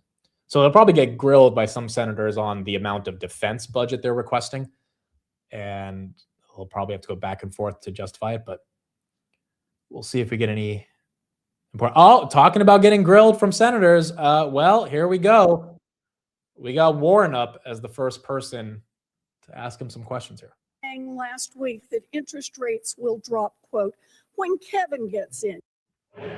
Oh, never mind. That's Warren from last night with Kevin Warsh. But I'm assuming Warren will probably be grilling Bessent in the Senate pretty soon. 150.7 on Palantir. Wow, Oracle. Are we going for 190? Are we going for it? What did people think of Kevin Warsh, by the way, yesterday? Were people excited? Did you think he was answering the questions? Do you think he was not? Do you think he was being a little shady, or do you think he was being pretty honest and the senators just don't like Trump, so they were going after him? I'm curious what the general vibe is of Kevin Warsh, because he will be the guy we listen to, 12 times a year, 15 times a year for the next 6 years? We all have to get to know him really well, because every single word he says will be analyzed and ultimately affect the markets. NVIDIA back to 200, Bitcoin over 79, S&P over 710, and Palantir is going for 151. going for 151 right here, 5 cents away. AMD back to 290. Seeing a 3 handle on AMD would just be incredible to get there. Yeah, most people said he was okay. A couple people saying he wasn't answering the questions in the right way. I mean, his argument was, look, I'm going to get rid of all my assets before I become the Fed chair. And Warren was saying, well, how are you going to do that? And I think she was implying that if you do it in a way that allows you to still benefit from it after you're done being the Fed chair, then you can make decisions while you're the Fed chair that ultimately benefit you, even if you don't have those assets while you are Fed chair. And that's when he just kept repeating the same thing. And that's where I think some people were like, okay, how exactly is he dealing with these conflicts of interest? Because he is going to be the richest Fed chair ever, if he becomes the Fed chair. And so I think that's why he had some more questions around it. But ultimately, this guy believes in lower rates based on the productivity boom. And he's not a dove, but if he sees macro technological tailwind as the basis for deflation and as a result, lower rates, then that's going to be good for tech. Robinhood back to 90. Robinhood back to 90. Palantir 151. The bulls are back. The bulls are back. 151 on Palantir. AMD 290. Where's Oscar? This thing also took off yesterday. 1631. It was at 17. Mag 7s are all green. Amazon 253. We'll see if we can get Amazon back above 250. Tesla 392. Trying to get back to 400 as well. And then Adobe even moving today, 350 or 256. Where's PayPal? The fact that PayPal's up means it really is more bullish than now. You're getting across the board people buying back in. 5141 on PayPal. Estee Lauder, which he married the heiress of that company, Jane, which is another reason Kevin Warsh is very wealthy. That's at 76.57. 0.93. 0.93. Bro, that's not even how he says it. I'm not gonna lie, dude. I thought The Terminator was a horrible movie. Like, I just thought it was a stupid movie. Like, I did not like it at all. And then people said, oh, well, Terminator 2 is better. I tried watching that, and I was like, maybe it's because it's so old, and I get it at the time, maybe it was amazing, but I really was just like, what is this, bro? Like, I was not a fan of it. I don't care what people say. I don't care what, I really don't care what you say. I didn't like the movie. I was not entertained at all from this movie. L take, okay, that's fine. That's fine. You guys can always say I have an L take on a movie, but maybe one day when people get older and they mature, they'll realize that I was telling the truth the whole time. You know, Trump says Trump was always right. Mitt was always right about the movies. It just takes you some time to come to understanding of it. 72 on Amcor. 72 on Amcor. Uzi says, honestly, I agree. Thank you, Uzi. You are entertained by Scandal. So I stopped watching Scandal.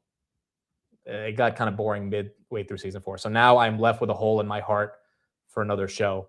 I mean, genuinely, dude, when I have a show and I fall in love with it, I'm so loyal to it.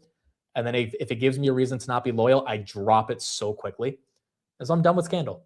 It was a nice 3-week stretch, but I need a new show. And it's so hard for me to find that show, which is why I get so loyal when I find it. But it's hard to find it. Bloom, new all-time highs, 234. 234, that's green. I didn't finish Grey's Anatomy either. It got boring by season 4. Like, a lot of these shows, they can't put up good. Breaking Bad is one of the only shows out there that really executed on all 5 seasons effectively. Like, even when I talk to people about Game of Thrones, they're like, yeah, by like, what was it, season 6, and ended up getting bad. And then the freaking finale was horrible, people say. I'm already not into that medieval stuff, so it's going to be hard for me to try. Wow, Palantir, she's going. Give us 152, baby. Give us 150 freaking 2. Yes, Prison Break deserves all 4 seasons. The 5th season was really stupid. They did it like 10 years later, but I still watched it out of my loyalty. And, you know, I got through the whole thing, but the first seasons were amazing. Okay, what other macro stuff do we have? Greece's foreign minister, a Greek-owned ship was attacked by Iran. Seizure unconfirmed. Huh. Okay, that's not good. Greek-owned ship was attacked by Iran as per Greece's foreign minister. We'll see if that is true and what happens from that. Warren is live. I know people are not going to love hearing what she has to say, but let's give it a listen about her thoughts on Kevin Warsh yesterday. Against it. He's tried to fire another Fed governor, and he's tried to control the Fed. And you have to ask yourself, why is he doing this and who's going to push back? And he's doing it, look, because he's in real trouble on the economy. He promised on day one that he would lower prices. And where are we now? Prices are up for groceries, prices are up for housing, prices are up for healthcare, prices are up for gasoline, prices are up for utilities because of Donald Trump's policies. So his hope is that he can. All right, so it's kind of the same stuff, complaining about Trump. You know, the thing about the Warren critique of Kevin Warsh yesterday, and pretty much every politician who grilled him on his wealth, none of them are selling their assets. And that to me is like the bigger issue here. Bernie, Warren, all these people have a lot of money. For those that think they're living on 50 grand a year, they've been in Congress for 30, 40 years. They've accumulated a ton of wealth, and not through their salary. So if they're not willing to sell all their assets, and I think Kevin Warsh should, right? Just from an ethical perspective, it makes sense given he has so much control over interest rates. But these guys also have control over public policy. They're senators. Their vote is one of 100 votes that matters in the U.S. federal government. And so if they have assets like stocks that can manipulate how they think about the world, why aren't they liquidating their assets, or why aren't they just in broad-based index funds? You know, why do they have multiple properties that could benefit from different housing laws? I mean, there's so many different ways you could claim manipulation. And so, you know, when they yell at a Fed chair about that, but they don't take any action, that to me is the part where it gets, you know, a bit hypocritical. Bitcoin, are we really going for 80? Are we really going for 80? 79.1, we're still far away. Put in the chat if you own Bitcoin. We haven't done this in a while. Let me do a poll. I own a very minuscule amount of Bitcoin. I mean, it's not something where if Bitcoin goes up, I get super happy. I'm happy because Robinhood benefits from that. But let's do this poll because we haven't done this in a while. 82% of you said we would go green today. Do you own a meaningful amount, not through BMNR, not through MicroStrategy, I'm talking about spot Bitcoin. IBIT maybe counts, but not through a proxy. Like meaningful amount, meaning if Bitcoin goes up $1,000, like you smile because you go up a lot. Like that's whatever meaningful means to you. That's my question. Do you have a meaningful amount of the port in BTC? My largest position is Bitcoin. Oh my goodness. What is considered meaningful? Like, I mean, if Bitcoin, like when Palantir goes up a couple dollars today, it means something for me. You know, when NVIDIA goes up, it means something. When Hood goes up, it means something. When Oracle goes up, lesser to an extent than those other three companies, but it helps. Like when Bitcoin goes up, does the portfolio move forward?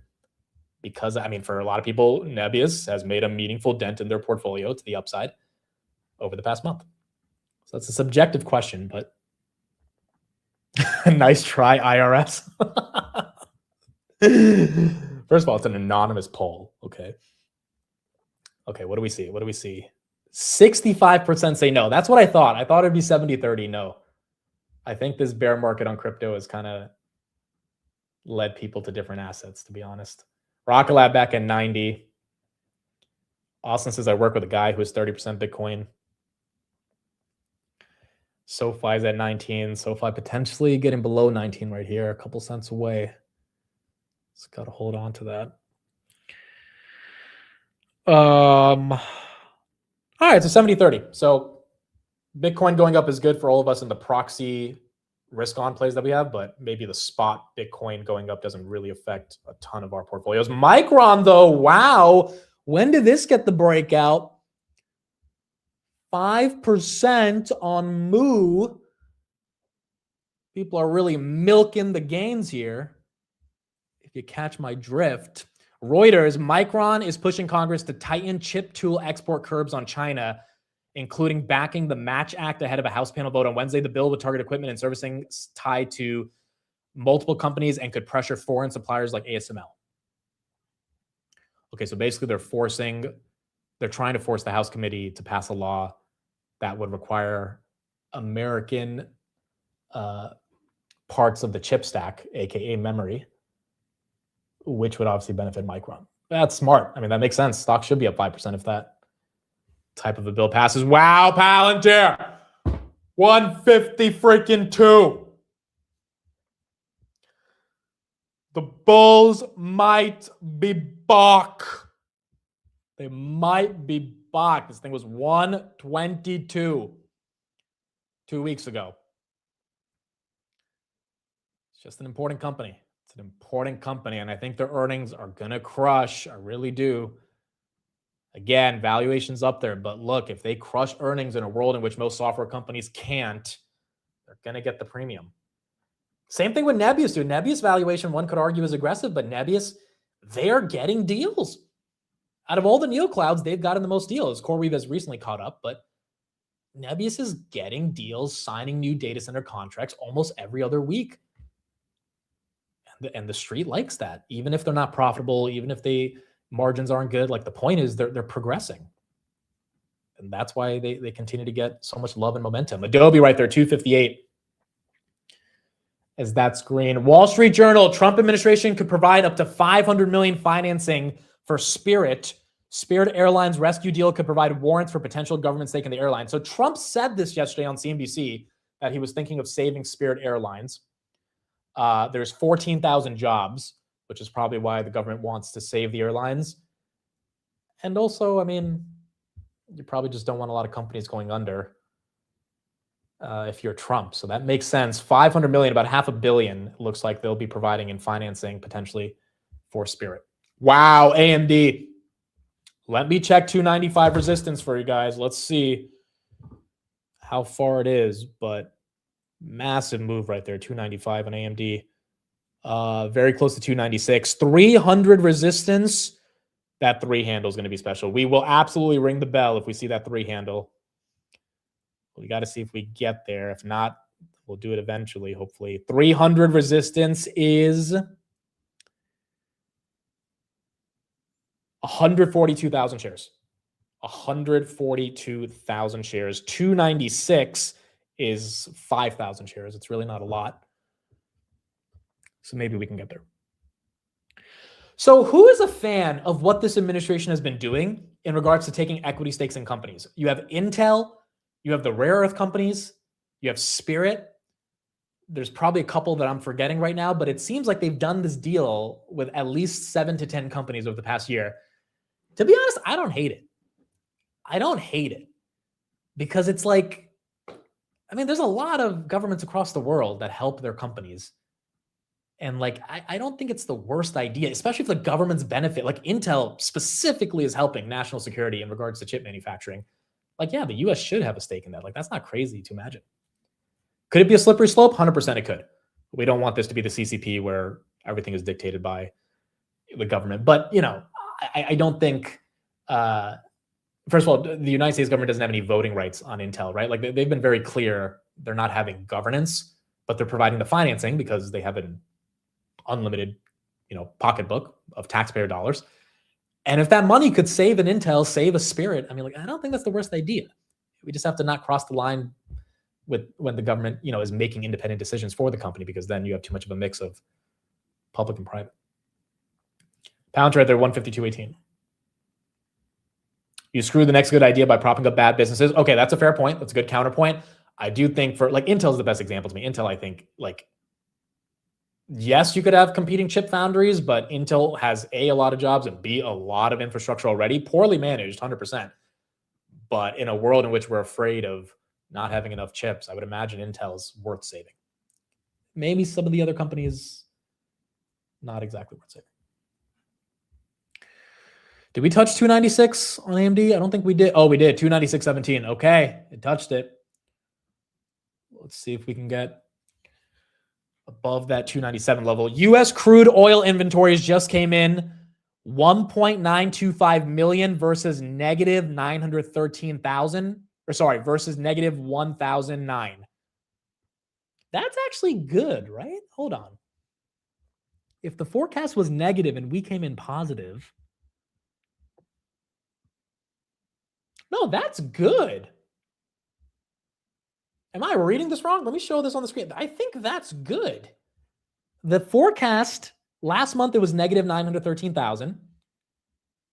The forecast here is negative 1.2 million. We came in at positive 1.925.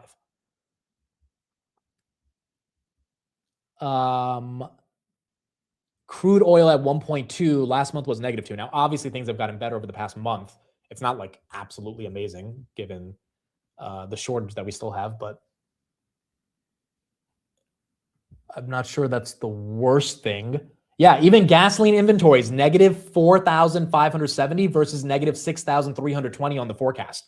So it's still negative. It's not like we're not negative, at least on gasolines versus the crude oil inventories, but it's not as bad, which again, if the market's about perception, SPY getting a green candle right there, maybe the market interprets that as more bullish than not.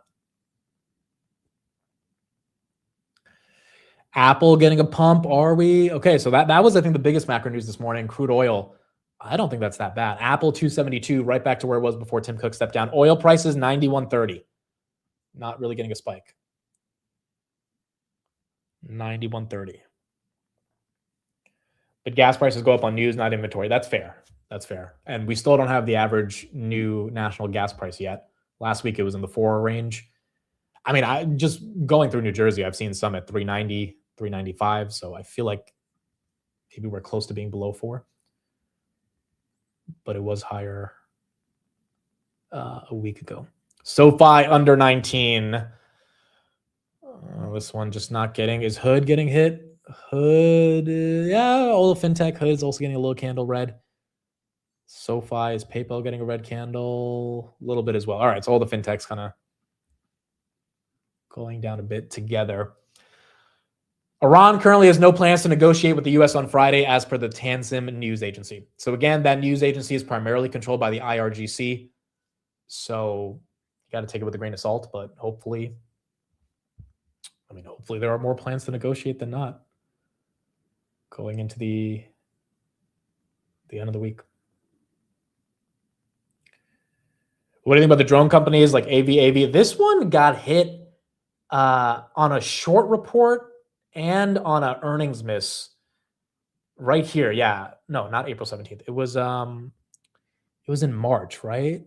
It was, wow, it got to 400 in January. I didn't even realize that. But this declined right here. March 2nd, it went from 290 all the way down to 200. And then it spiked back up to 220. Then it bottomed at 174 March 30th. And then it came back to 209. I don't know enough about this company, but I also think they lost the contract, which ended up taking it down.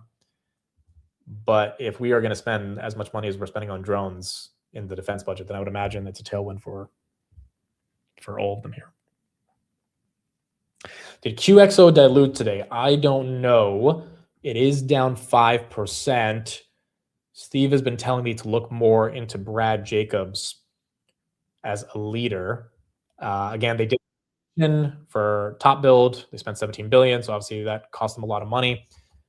I just think when I saw him discuss the shorts 2 days ago, I didn't know he was like that as a CEO to say some of this stuff publicly. Which to me, I mean, it showed how gutsy he was and how much he doesn't care. This morning, but I've made a career out of squeezing the shorts, so we're going to make it our mission to squeeze. No, we've been talking to investors all day yesterday and this morning, and about 85% of them are very happy. About 15% of them are upset. That's a good ratio. I like that. What are they upset about? Well, the shorts are in the stock this morning, but I've made a career out of squeezing the shorts, so we're going to make it our mission to squeeze these guys too. I don't know what really there's of substance to criticize the deal for, because it makes us number one in insulation. It makes us number one, not just in insulation, but also in waterproofing. We're number two in roofing. We're number one or number two in lumber, building materials. I've made a career on squeezing the shorts. I mean, I don't have many CEOs say that publicly.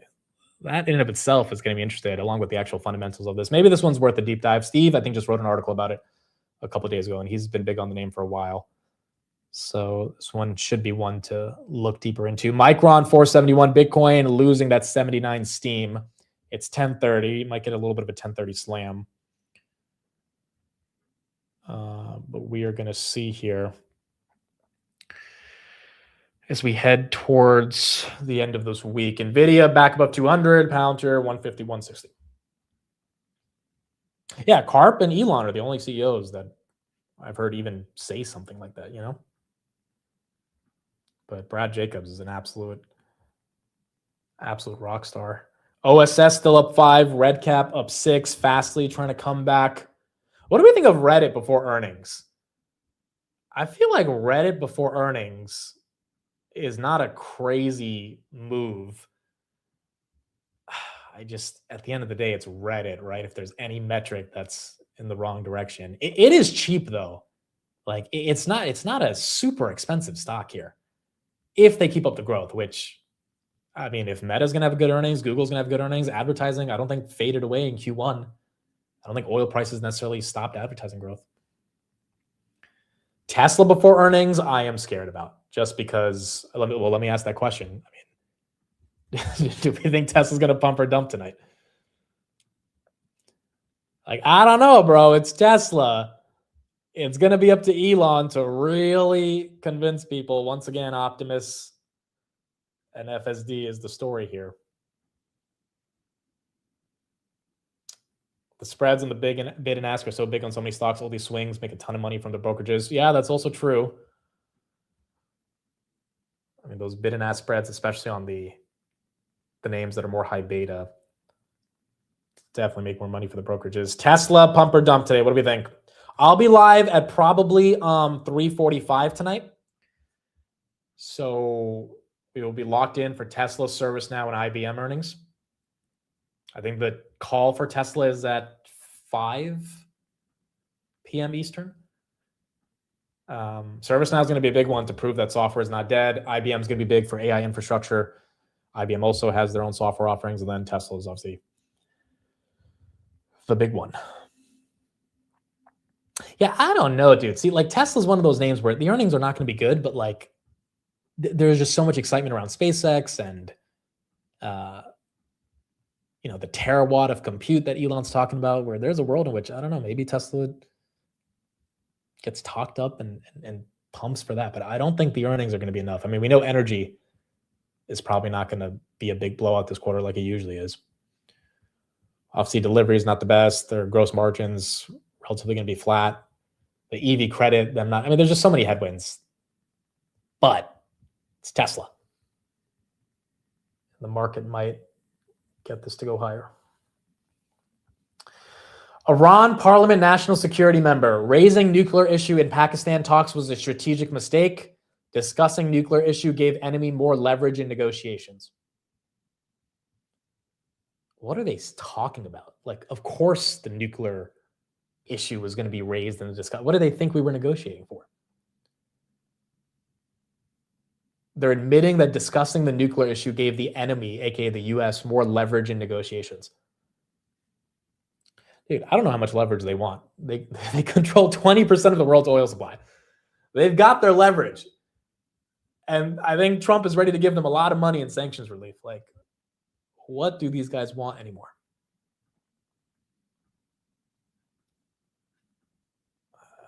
This is just, I don't know.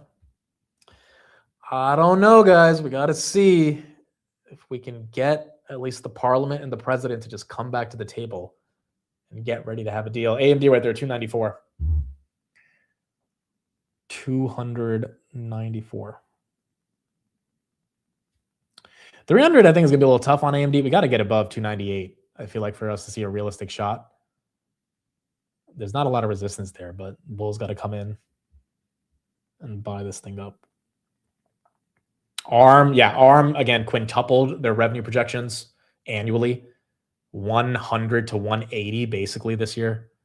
Now, granted, ARM got to these levels, back in 2024, and then they had a pretty ugly decline. So ARM has been here before. It's just they finally put up the growth expectations for the street to respect it. And that's why the stock's up 80% right here. Bessent, oil could have got to 150 if not for the sanctions move, where they opened up some of the Russian oil. Bessent, I was approached by 10 of the most vulnerable countries for oil shortages last week to extend oil sanctions relief. Okay, let's go back to Bessent and see if he's saying anything that we have to see. But yeah, the sanctions relief obviously was good for Russia, but I mean, we needed it to get oil prices to come back down. Let's see if we have anything here. Investment. I think they are a proven, bipartisan, effective way to help build affordable housing in rural and urban communities. I'm perplexed by your budget proposal, which would cut over $200 million, a more than 60% cut to this successful program. Could you tell me briefly why? First of all, that was an OMB apportionment. The funding. So you don't support it? The funding is now $280 million, and I do support the new $100 million program on in rural areas. And I can tell you that part of the CDF program had lost its way in terms of a partisan agenda, and we can see, for instance. Mr. Secretary, I have one last question for you, and I don't think funding affordable housing is a partisan agenda. Direct file. You spoke compellingly about an interest in making the IRS easier to access, more efficient, yet you shut down the direct file program. I was very disappointed by that. More than 300,000 taxpayers used it last year. It is a quick, free, U.S. government-provided way to file taxes. The average American who has simple tax filing spends $270 and 13 hours filing their taxes through paid services. Direct file saved the average participant $160. 90% rated it favorably. And the alternatives are run by for-profit tax prep companies designed to steer filers towards paid alternatives. Why'd you shut down direct file when it was free and easy to use? Well, it wasn't free, and the direct file was free to taxpayers. Not to the American people. It's $138 per person. So $72 million for, as you said, about 300,000 taxpayers. There is an alternative, which is public-private partnership, Free File, which is free to the American people. The and filers, over 3 million people use that. And for direct file, more than 60% of the people who started their application didn't finish it. Thank you for those answers, Mr. Secretary. Thank you. Okay, nothing too crazy from Bessent. Broader market holding on, even with these headlines of Iran saying there's no negotiations. Bloomberg reporting Trump has not set a timeline for extension of the ceasefire. Fox said it was 3 to 5 days this morning. Bloomberg now is saying there is no timeline. Maybe because Trump doesn't want to put a deadline on it because he doesn't want to put that much pressure on them. Because then they might not come back to the table. Maybe he does want to put a timeline because he does want to put pressure on them. So still a lot of confusion here in terms of what's going on. Oracle at 185. Hopefully by the end of the day, we get more details. What did you guys say on Tesla? On the poll? Let me pull this up. 63% say dump. 63% say dump. Confusion is equaling green. Yeah, well, I think the market is not confused on where the end game is, which is that this war will be over. At least that's how it's being perceived. So, if that switches, the market perception switches, obviously things will get ugly, but if not, the market continues to believe the war should be over. Is Lutnick testifying today as well? Hold on. So Bessent is testifying. I have a clip of Lutnick here getting into an exchange. Oh, Lutnick is testifying. Okay, let's take a look real quick at what Lutnick is saying here. Last year, according to the World Travel and Tourism Council, the United States saw a 5.5% decline in international visitors. We were the only major economy to see any decline. In my home state of New Hampshire, tourism is the second largest industry, both by revenue, and it supports 70,000 jobs. Canada has long been our largest share of foreign visitors, but last year we saw a 30% drop in Canadian tourism, largely due to the loss of trust and goodwill because of this administration's rhetoric around Canada. Secretary Lutnick, last week, you said about Canada's economic strategy, and I quote, "They suck." I believe your spokesperson then said this was about Canada's economy leeching off of the US. How does insulting our closest ally and neighbor help the businesses in my state of New Hampshire and states all across this country who are hurting because of the loss of Canadian business and tourism? Canada's economy leans on the incredible $30 trillion economy of America. But there's no doubt about that, Mr. Secretary. But insulting our closest ally and neighbor who provides a lot of business. We have a lot of businesses in New Hampshire, small businesses who work on both sides of the border. We have all those Canadian visitors who are not coming because of your comments and comments by the administration. How does that help our economy? it is outrageous that Canada will not put U.S. spirits on the shelf. It is insulting. It is. And disrespectful to America that they won't Absolutely. even put. And my husband has an interest in a company that has American spirits. And they won't do it because of the insults from this president and comments like yours. So I want to go on to another question. But can I have just one small comment, which is dairy is treated so badly and your state cares about dairy, and we are trying desperately to get them to live to the deal that they have on USMCA and stop treating our dairy farmers so poorly, and your state cares about that, and we are fighting for that. We do, but we are not going to get agreement when we keep insulting people. When we have allies and partners, we should try and work with them, not insult them. And I find your rhetoric insulting to the people in my state who are working so hard to try and ensure that they can do business. I want to move. Okay. I guess Janine is upset about Lutnick's rhetoric about Canada. And that was the basis for her being upset here about U.S.-Canada relations. Broadcom 414. That's greeny green. And then what's the other one? Micron. All-time highs. 479, up 6.3% on the day. Micron fell to 318. Look at this chart. Look at this freaking chart. Went from 30 cents in 1987 all the way to $88 in 2000. Fell all the way back down to 54 cents in 2008. Pumped up to $38 in 2015. Came back down to $8 in 2016. And from 2016 to now, $477 on Micron. Absolutely incredible. Broadcom is not at all-time highs yet. All-time highs were at 4. Is it at all-time highs? I thought it was at 420. No, it is all-time highs. Oh, yeah, there you go. 413 on Broadcom. That is all-time highs. Okay. Broadcom and Micron making a move right there as they are both green on the day. Wow, dude. I mean, again, is it bearish to see all-time highs on two of those names? Both incredibly important in the semiconductor ecosystem. Nebius right there, 158. S&P, that's 710. That's 710. I sold my Micron at 420. Look, I mean, if you bought it in that 330 dip, can't be too upset. Where's SanDisk? NVIDIA, by the way, back to 201 from 198. My average on AMD is 208. I think I bought it like a week after it fell from earnings. Fell from 267 to 208, and then it bottomed in March 30th around 195. I don't have a ton of it, but you know, if I'm as bullish on the AI sector, AMD is a winner, Broadcom's a winner, NVIDIA is a winner. Well, actually, I did buy more AMD in the retirement account.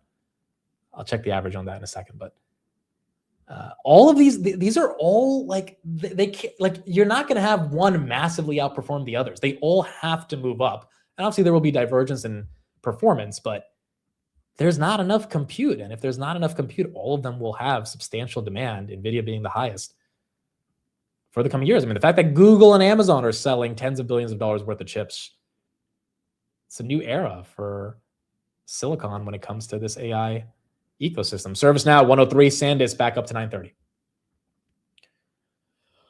Back up to 930. Even Iran, 5% move right here. Again, a deal is what people want to see, but that one's still making a move. Yeah, Micron's forward PE is still 12, which is wild, bro. Like, that's how much growth these guys are putting up. Average on Oracle is 168. 168. Bitcoin back to 79. Micron's still moving here. Trying to see if we have any other major updates today in the AI space. We talked about most of the macro stuff. Bitfarms is up. Is Bitfarms up? BITF. That's up a little bit. ARM 185 up 5.4. And across the board, Caterpillar. This one's big for data centers. This is kind of what Jason has been talking about. There's a raging bull market in these data center infrastructure plays, which is why NVIDIA, Broadcom, AMD are getting their move. But a lot of the derivatives, the Nebiuses, the Cornings, the Intels, I mean, all these different names, the Microns are participating. Caterpillar in that momentum. Bitfarms is now Keel. When did they change their name to Keel? Keel Infrastructure Corp. Honestly, it's probably a good idea they changed their name. I don't know what Keel is, but Bitfarms sounds too much like it's crypto oriented. So that is good that they changed it. Micron 4P is 4.89. That is kind of crazy, dude. Oh my gosh. Even after this run from 318, well, I guess the growth expectations went up, which is why they're able to lower the PE there. Oil's still up on the day, folks. So it's not like oil's still at 91.50. It's not like we've seen a decline in oil. Where's the VIX? The fact that we are green today means the market is just dismissing the oil run and basically thinking it didn't matter. VIX is at 19, down 1.4. They don't have anything to do with crypto now. Yeah, makes sense. I mean, I traded Bitfarms like 2 years ago when it was crypto. I think I made like $600-700 on it. But all of the data center plays or the Bitcoin miners just transitioned. Look, in 2024, it was very obvious that the Bitcoin miners were just a stupid investment. Like Bitcoin literally went from 20 to 100, and the Bitcoin miners were either flat or barely moved. So the Bitcoin miner is just a terrible business, never made sense. I was in them for a little bit, immediately got out when I realized Robinhood was the proxy. CleanSpark was the one that I was in. And the transition to data centers, the only one it's really worked for is Iran, Cypher, and Wolf. I mean, the rest of them, Marathon, CleanSpark, they're still trying to figure out how it's ultimately gonna work. Iran right there, up 5.6. Bessent, many Gulf allies summon Asia requested FX swap lines. Okay, that makes sense, given the dollar is going up. This was one of the senators this morning discussing when they think the war could come to an end. Let's see what they have to say here. So last one on Iran for now. My sense from you is if this ceasefire, which was supposed to expire with Iran in a few hours, if that goes on for a few days, the mood on Capitol Hill is let's give the commander-in-chief a chance to negotiate here, force Iran to the table. But you just said if it goes on for weeks, the U.S. military probably is going to have to go in and finish this job. Am I reading that right?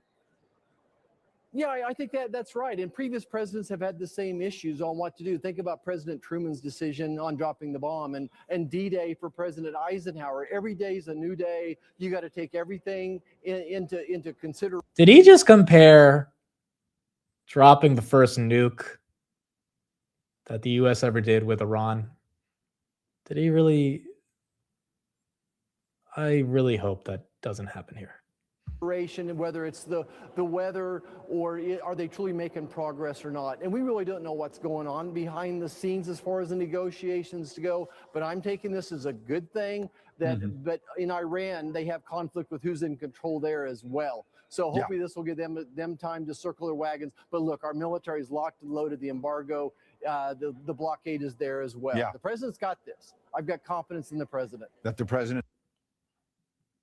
I mean, I do not think, as crazy as people may think Trump is, I don't think he wants to drop a nuke. I think he likes people to think that he would want to drop one. But at the end of the day, that's just, you don't play around with that type of stuff. The nukes we have today are not the types of nukes we had back then. They are thousands and thousands of times more powerful. This can all be avoided if both sides come to the table and come to a compromise, which I believe will happen. By the way, if we actually were to drop a nuke, I mean, there's kind of this like unspoken rule across all the major powers that have nuclear weapons, which is basically we won't use it unless you use it, right? That's kind of the idea. It's like we know this is basically the end of humanity if we get into a nuclear war, so we're not going to touch it.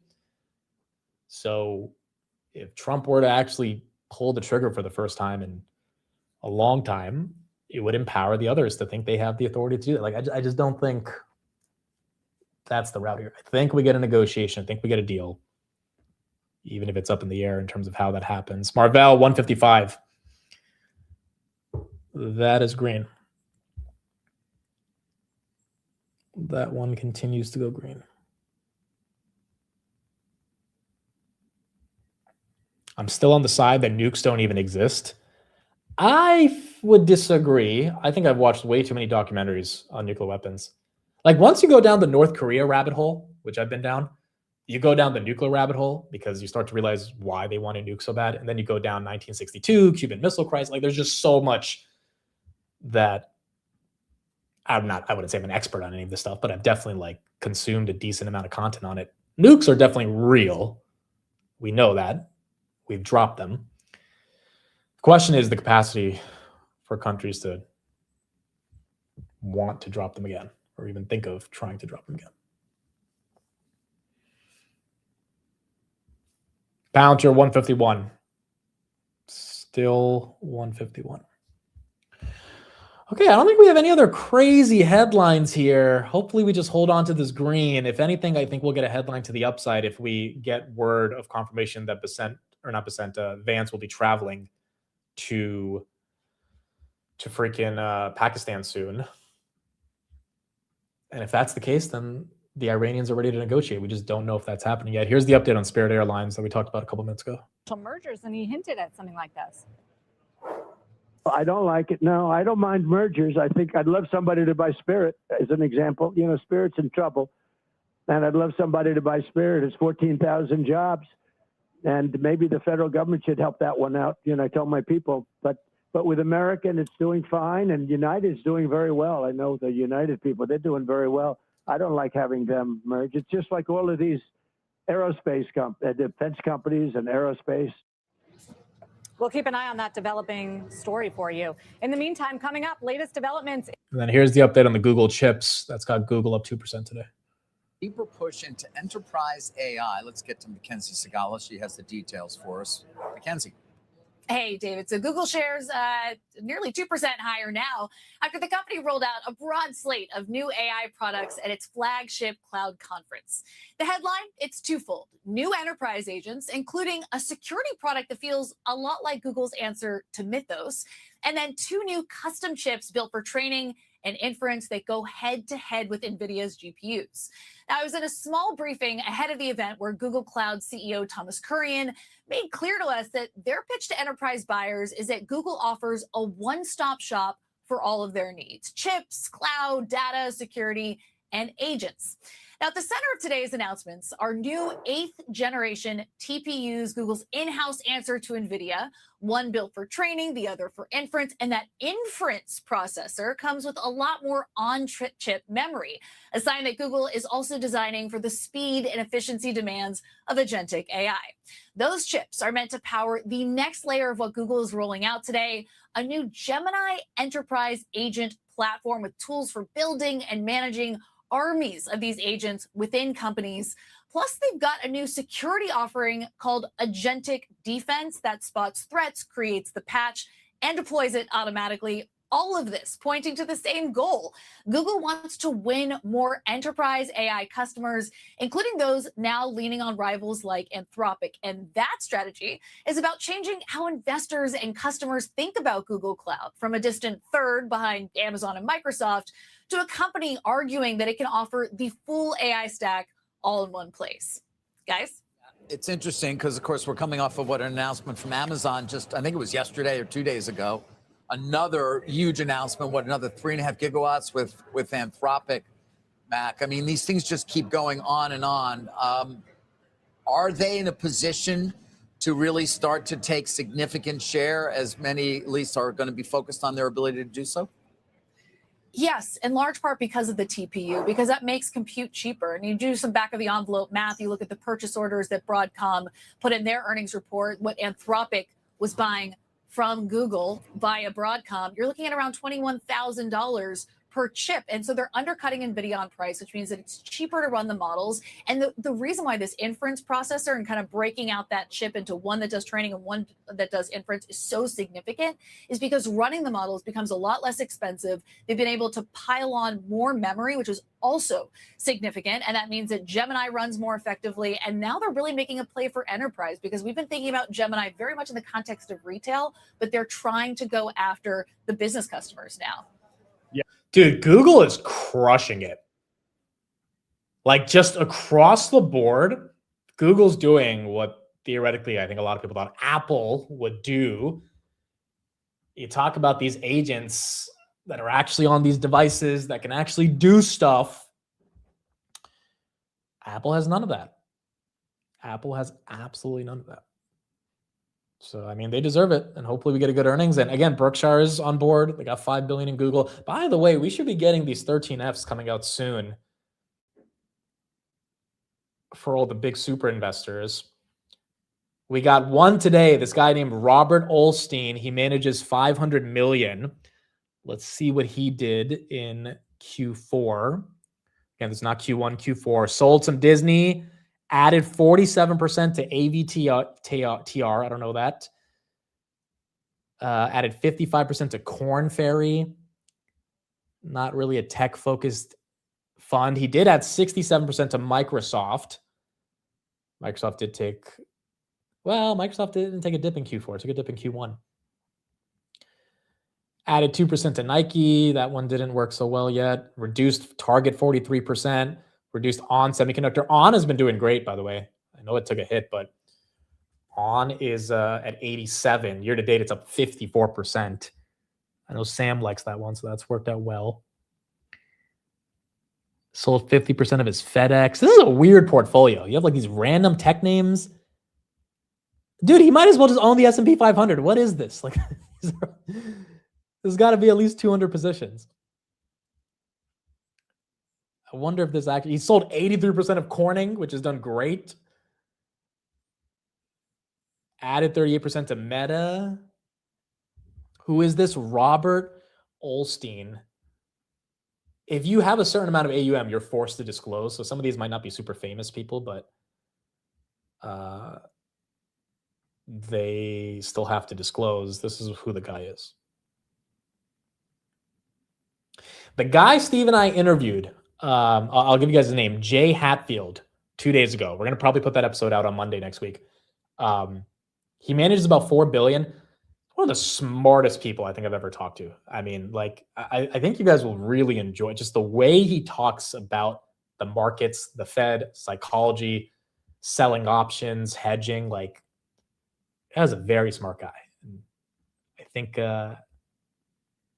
he's not super famous or anything like that, but like, he does manage a decent chunk. He's been on Wall Street for 40 years, like managing a decent chunk of money, and you get to hear kind of how these guys speak. It's kind of cool because they've just seen so many different cycles. By the way, he called Marvell. Him and his firm called Marvell at freaking 90. So they got a really big win on that. 154.90 on Marvell, up 2.4%. Yeah, Jay Hatfield. It's spelled the way it sounds.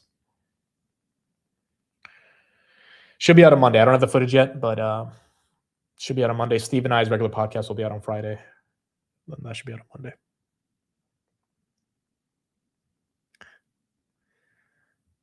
We need a bear on the podcast now. Dude, I want to get like Jeremy Grantham or someone who's super bearish. We need to get someone who's just like doesn't believe in any of this on the pod. And we got to hear them out. Wow. Newsmax. Oh, we are back in a bull market, baby. Newsmax up 30%. Do you guys remember this IPO? It went to $300. $265 to be exact, in April of 2025. And then it fell to $5. Now it's back at $9.40. You guys act like it's easy to get Burry. He doesn't do a lot of podcasts. Second of all, he doesn't like me because, you know, we went back and forth on Palantir, although I really don't think I was disrespectful. I didn't curse at him. I didn't say he's an idiot. I respectfully responded to all this. Like he, you know, ended up being disrespectful to me. And I still, underneath his response, didn't like clap back at him. So I don't think he's going to want to talk to me. I would love to. I wouldn't mind having him on. And then he deleted all the tweets. So it's like, he's just kind of weird, bro. The way he, like, if you engage in beef, you got to own it, bro. You got to own your public beefs. He does not own any of them. He gets into them and then he just deletes everything and gets out, acts like it never happened. It's like, dude, like those tweets got millions of views. Like we had a beef. You're acting like it was a dream or something. Like, no, we went back and forth. Lutnick says that NVIDIA's H200 chips have not been sold to China yet. Okay, so those export controls probably still on the way to get resolved in order for NVIDIA to... NVIDIA's $80 billion guidance, by the way, for Q1 didn't even include China. So if they still haven't sold into China, then that's still upside going into the end of the year. Theoretically, that we could be able to get. But Newsmax, why is Newsmax up today? Who's bidding this up? Is there an actual headline, or is this was one of the biggest meme stocks last year, along with Krispy Kreme and Kohl's. This is basically a conservative Trump media station, essentially. I mean, they make the money on advertising. Newsmax, 88% of the float is shorted. Okay, people are looking for short squeezes, and it looks like they just found Newsmax. AMD back to 296. Oh my. Oh my. This is what you got right here. 88% of the float shorted. Two firms own 50% of Class B shares. Tiny float at 8.4 million shares. Disgusting amount of call buying going on. Hold on, let's check. Let's check the amount of calls that were bought on this today. So Newsmax, we're looking for calls. Let's pull up the option chart. I'm looking for volume today. Yeah, 17,559 calls were bought today. 314 puts. That is a disgusting amount of calls that are being entered into this position. 88% short, dude. Is that what GameStop is up? GameStop also getting a bid, 5%. I don't know. Is Newsmax next? It could be gain maxing here. Dude, if I'm the CEO of Newsmax, I tap into that whole maxing trend. Where Newsmaxing, I mean, dude, tell me that's not great. That could be such an engaging way for them to talk to the youth. 32%. Yeah, Grab is also shorted pretty heavily at 11%, and I think they're going to have a good earnings. Grab right there down about 0.37% on the day. C Limited, is that one down? Yeah, C Limited is down. Okay, so all the international stocks today taking a bit of a hit. Nubank as well is down. Yeah, I think the dollar's pumping. That's probably hurting international. Yep, dollar's up today. but a couple of those are shorted pretty heavily. Newsmax up 32%. Ondas up 2, SPY up 1, SoFi up 1.3. Micron still 5. AK Media goes public, we can short squeeze it. Dude, Newsmax AI. Yeah, 100%. That's like, there's so many things they could do right now to pump this thing. It would be an obvious pump. But you can't tell me Newsmax can't come out with a PR and just make up a bunch of AI initiatives they have. And then, just like tell the market that we are transitioning to a AI-driven news agency / media company. I mean, there is definitely a way they could pump this bad boy. What's their last investor release? What's their last press release? Let's see. The last press release they had, yeah, these guys are not taking advantage of it. Newsmax appoints XYZ to board of directors, announces fiscal year results. They haven't put out any pumpy headlines. Revenue was $189 million last year, which is up 10%. They're barely growing. And are they profitable? No, they're not profitable. They're not profitable. Yes, I mean, like, this is not a growth stock by any sense of the imagination. They lost $99 million. They did $180 million in revenue. They lost 99. Even adjusted EBITDA is negative $7 million. So there's nothing fundamental to this company. I mean, at least I don't see anything fundamental just looking at those results. So this is all based on that squeeze. SoFi 1905, Robinhood 88.79. USO dumping. That's short oil, right? Well, it's not really dumping. Dude, sometimes when you guys say dumping and I take it seriously and I go to the damn thing and it's down 0.08%, it's not dumping. Or it's not pumping either when it's up 0.04%. Got to leave the dump and the pump for an actual dump and pump. AMD 300. Is she going to go for it? 296. Is she going to go for it? Amid dresses like an eccentric billionaire. If I was a billionaire, I probably would dress the same. I'm not a billionaire, but I feel like I would wear the same stuff. Why? Okay, what is Spirit stock? Because it's not the same. What is the ticker for it? You guys are saying it's flying right now. Can someone give me the tickers so we can keep an eye on this? I don't even think it's on the NASDAQ anymore, right? It's OTC. Oh, it is. FlyQ. FLYYQ. Wow. You would have had to call up Jordan Belfort and get a pink sheet to buy this, but there you go. 153. 153%.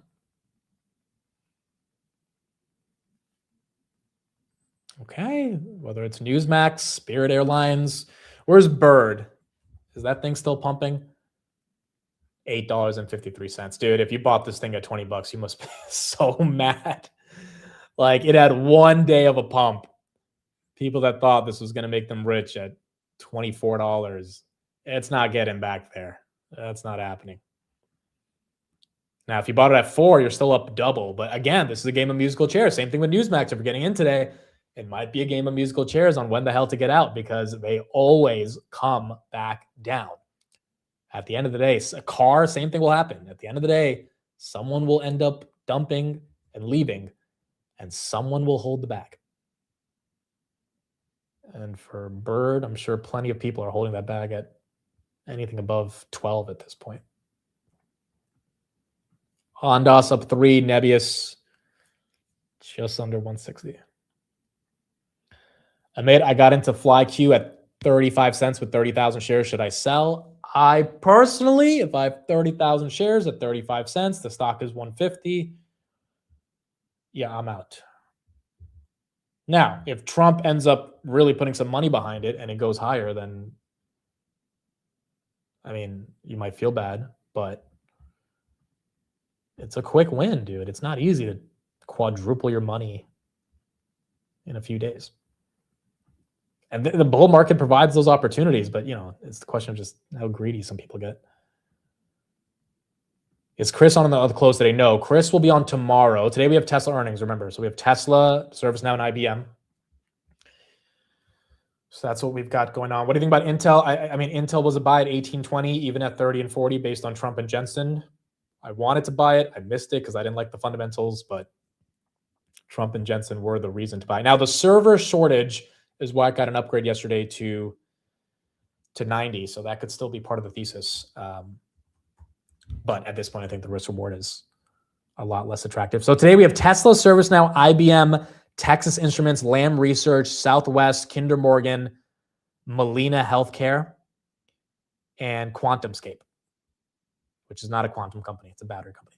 So we have a decent chunk of earnings here today. AMD trying to go for 297. Wow, CoreWeave 121. Last time it hit 121. We got to go back to December. October. No, yeah, October. October. November 2025 was the last time it was at 120. Oh my. This has been a long time for CoreWeave to get back here, but it's back. It's back. CoreWeave is back.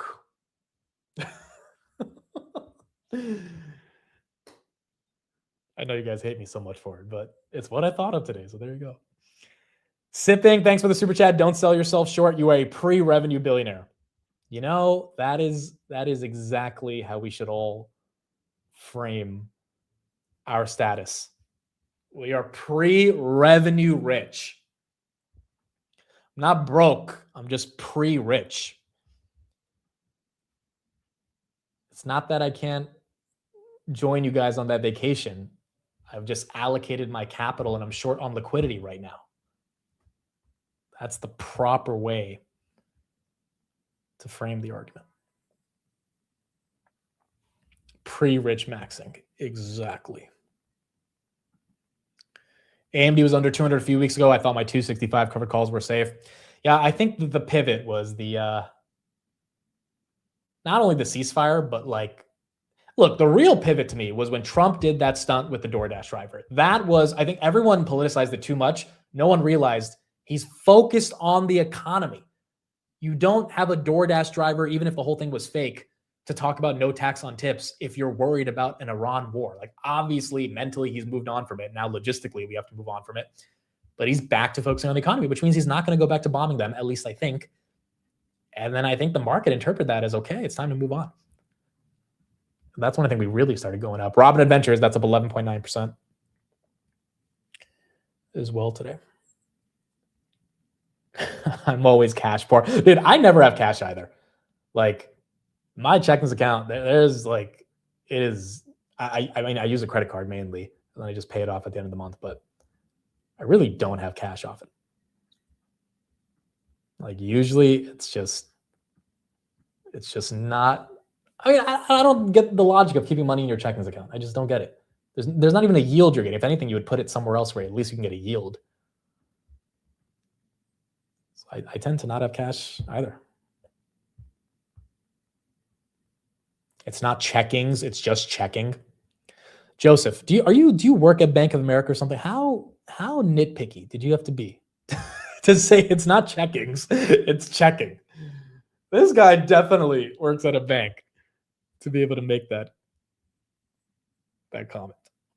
But you are right, it is checking. Trump has tweets queued to go when stocks cross the threshold. I mean, dude, literally yesterday, I was ready to do the market close. I was excited, had a bunch of stuff to talk about. And then 2 minutes before I go live, we get a dump. And I'm like, because this stupid headline that JD Vance isn't going to Pakistan, even though they told us in the morning he was already on the flight. So everyone reported it wrong. And then 20 minutes later, Trump gives us the ceasefire and then we pump. So it's almost like You know, that dump yesterday was just not, the Bears really thought that was going to be, like, nope. Trump stepped in. Said, we're not letting this happen again.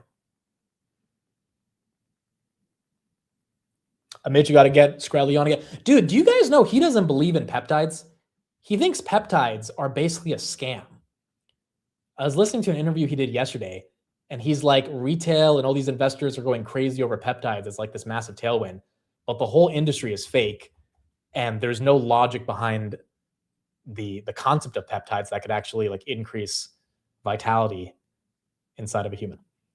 I've done zero research on peptides, so I have no idea, but I would be willing to have him come on again and explain his thesis here, because I mean, I think that's why a lot of people have been excited for Hims and to a lesser extent Lilly and Novo, but a lot of these other smaller pharmaceutical companies. 297 AMD. Are we going to 300? Are we going to 300? Can we see if that happens? Amit, I can't buy stocks on credit card here in India. Well, you can't do it in America either. You can't buy stocks with your credit card in America. You can max out a credit card, get a loan, and then use that to buy stocks and then pay back the loan. And if you get a decent rate on it, it might make sense if you can outperform in the market. But you can't like connect your brokerage to a credit card account and then like transfer money from the credit card into the brokerage. Dude, AMD, 150,000 shares at 300. I don't know if the market makers will let us see it today.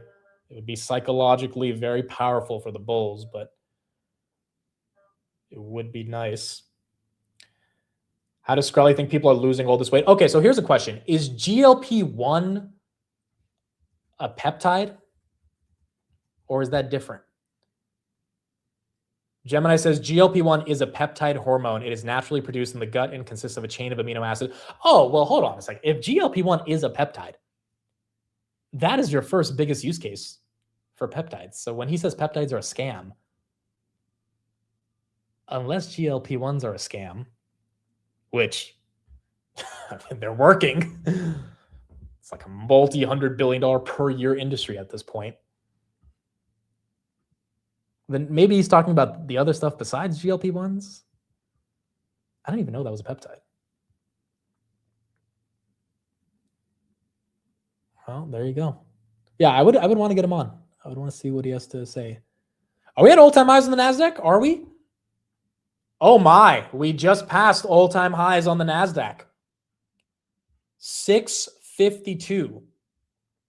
Insulin's also a peptide? Yeah, okay, so I think Screlly's talking about some of these other types of peptides that have got more popular, but it is weird for him to say the concept of peptides are a scam if you have some pretty big ones like GLP and insulin. 653, the NASDAQ, all-time highs.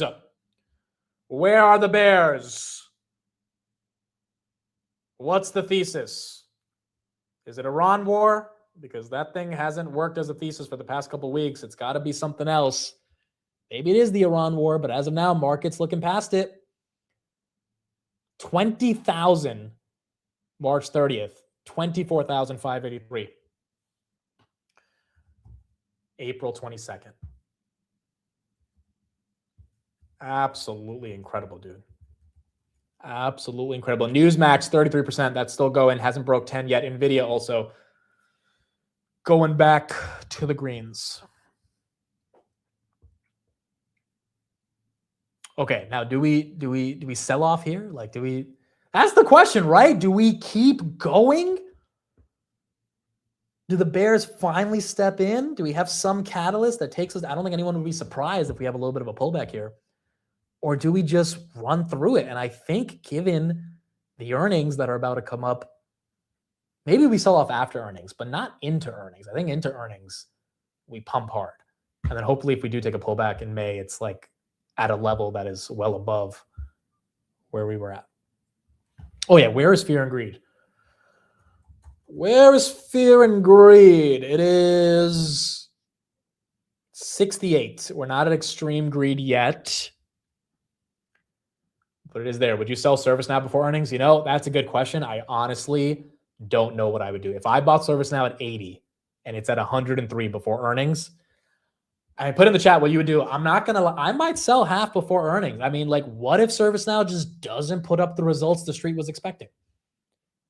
Like, everything feels okay with the software sell-off, but there still is that fundamental narrative that the street is scared about. And if ServiceNow doesn't cooperate with that narrative and potentially proves that narrative to be true in regards to potential growth rates that are slowing down or something, which I don't think they will, but like, what if, right?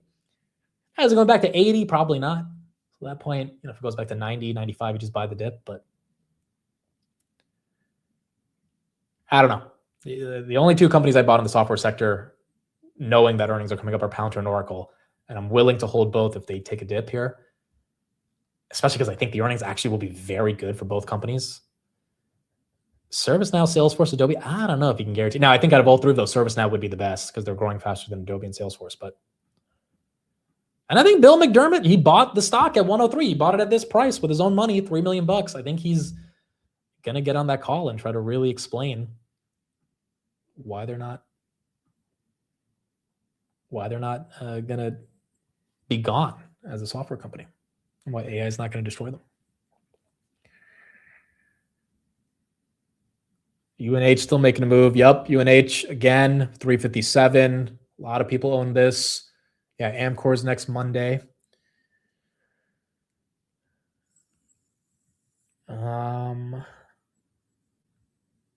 BTC, are we making a move here? Just under 79. ARM and AMD, what a day. ARM now 200 billion, 7%. AMD 484 billion. 484 billion. Lou says, dude, I love the daily recaps you have put out lately. Thanks for those. We are consistent this week. We are 2 for 2. We're going to try to go 4 for 4. And so thank you for watching them. Hopefully we'll get Wednesday and Thursday out and we'll have our first week in like 7 months of a consistent daily recap every day. But I had to change it last night too, because then the advanced news came out, the ceasefire came out, so I had to go back, I had to edit it, I had to re-record stuff, but we got it out there. Apple 272.50. Okay, so I think those are the major headlines. 11:30. We haven't seen a really ugly sell-off. Haven't seen any aggressive pain. Lutnick, let's get another live look at him. He was talking about the chips, but Lutnick or Bessent hasn't said anything too different than what we already knew. Markets are trying to hold on. Listen to what he told lawmakers just moments ago. There is a delicate balance in the relationship with China. President Trump has the best relationship with President Xi, and he balances that. I want to be crystal clear. We are not selling our best chips to China under any circumstance. We are not even selling the best scale of chips, meaning they're called Blackwell. They're not even that brand. This is multi-years ago. And there's that balance, and I understand that balance, but the president understands it the best, and he is trying to balance in between there. I would tell you they have not bought any as of today. Now, Senator Shaheen responded to that by encouraging Lutnick to take a closer look at the intelligence there. Of course, the Blackwell chips might be the top model right now, but lawmakers are also worried about NVIDIA's other model, the H200 chips being sold to China as well. And there has been a bipartisan coalition of lawmakers on Capitol Hill that has tried to put some roadblocks in the administration's ability to sell those chips. So something that's top of mind clearly for lawmakers at this point, being brought up during the hearing today. David? Yeah, I think that what are they cleared for? I mean, there was a chip specifically made for the Chinese market by NVIDIA. They were allowed to sell it, then they weren't.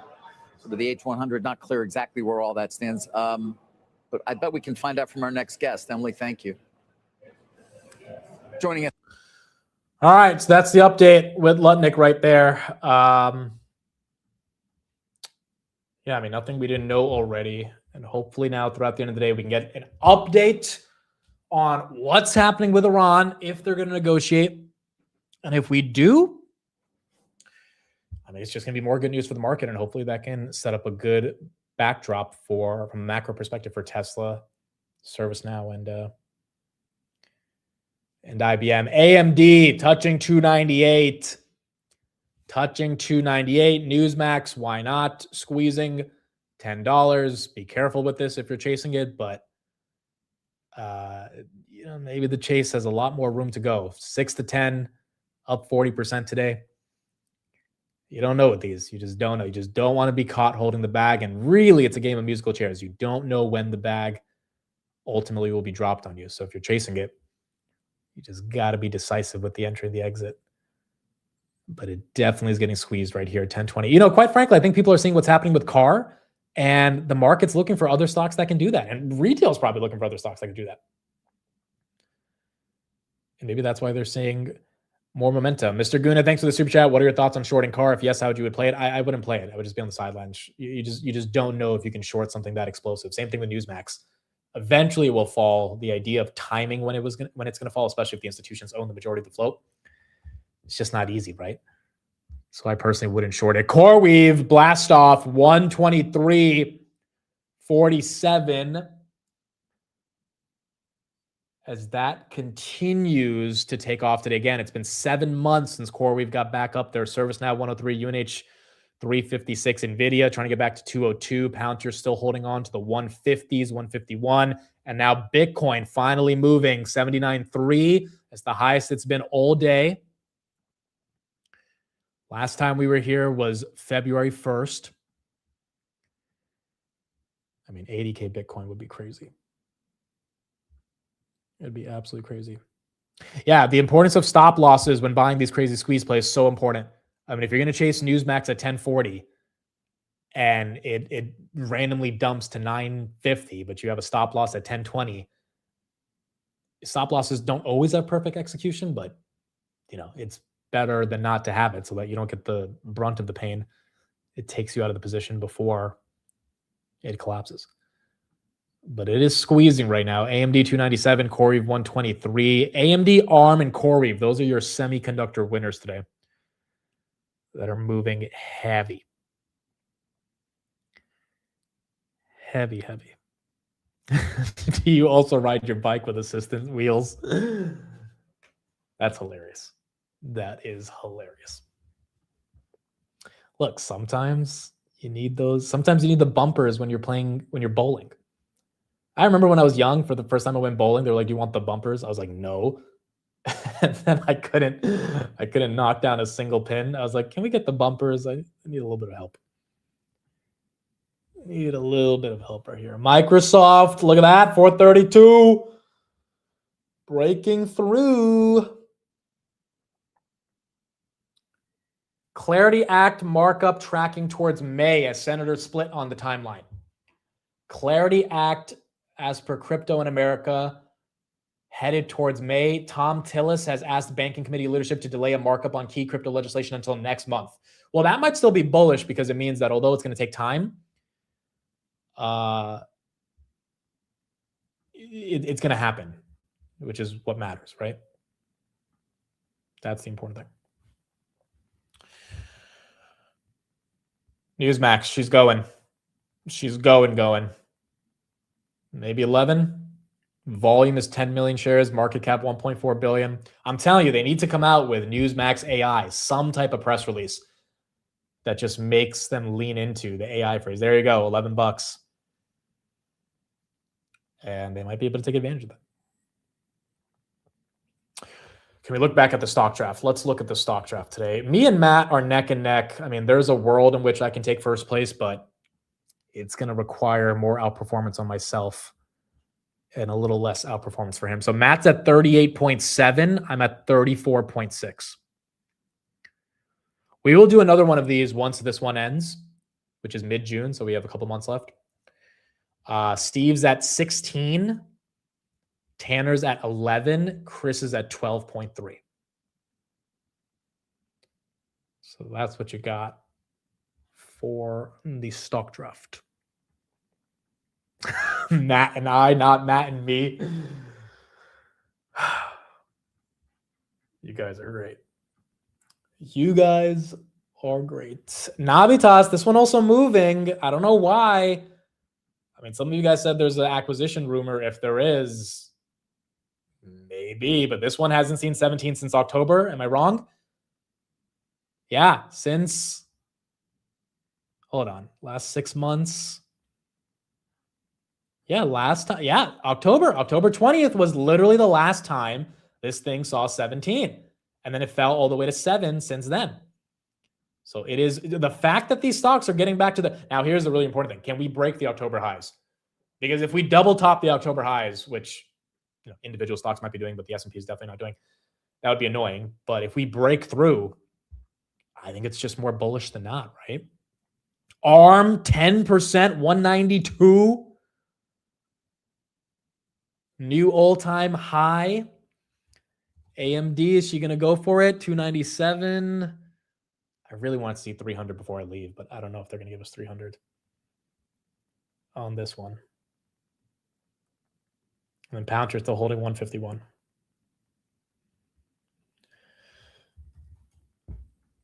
Newsmax is unbelievable. I mean, is it really that unbelievable? It's a short squeeze. We've seen this happen with 5 different names over the past 2 weeks. Getting a red candle right there from 1120. It's very believable to me. The question is going to be, how good is the squeeze? Like, is it going to give you like a $30, $40, 3, 4x type of a pump? Remember, Newsmax went to $265 back in April of last year when they IPO'd. Webull went to $80. Like these names really pumped. So I wonder if there's enough momentum. The problem is, as soon as people sniff that they're done, like that people are done trading or that they just don't care about the name anymore, they leave. And it's really hard to regain the excitement when the excitement is gone. Bird still stuck at 890 right here. Are these monthly returns? No. So the stock draft is an aggregate if we equally weighted 10 names inside of an ETF. So we didn't have like any of these names overweight or underweight. So if you had Rock Lab or if you had SoFi, they both were like basically a 10% weighting. What is the aggregate return on that 10 stock ETF? And we did a whole stock draft. If you type in Amit stock draft YouTube 2025, you'll find it. It was fun. And it's it's been a year of kind of seeing it go up. I was first for a while, then Matt was first, then Tanner was up, and then we had the Iran war happen and all this stuff. So like it's cool because a year is usually a long enough time frame to see if your picks can actually get some momentum. Micron 6%. Wow. Is HIMS next? I mean, honestly, out of all the companies that have squeezed, HIMS has the best fundamentals. HIMS has the literal best fundamentals. So the fact that this thing is still short 40%, Wall Street Bets has got to find it. And they already know about it, but someone's got to inspire them to chase it again. And then I think the squeeze on this would be epic. But as of now, that hasn't happened. SMH Semiconductors, all-time highs.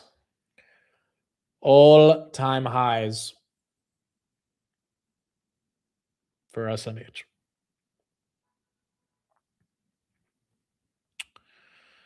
All right, there you go, folks. That's what we got today.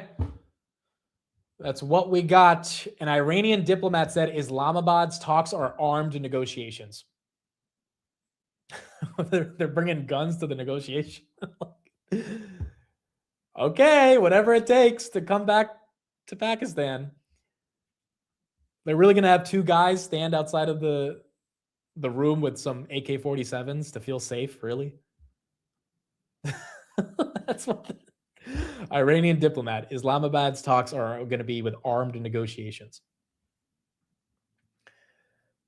Okay, bring your guns. That's okay. Just give up your nukes, bring your guns, and let's get this over with, dude. Let's move on.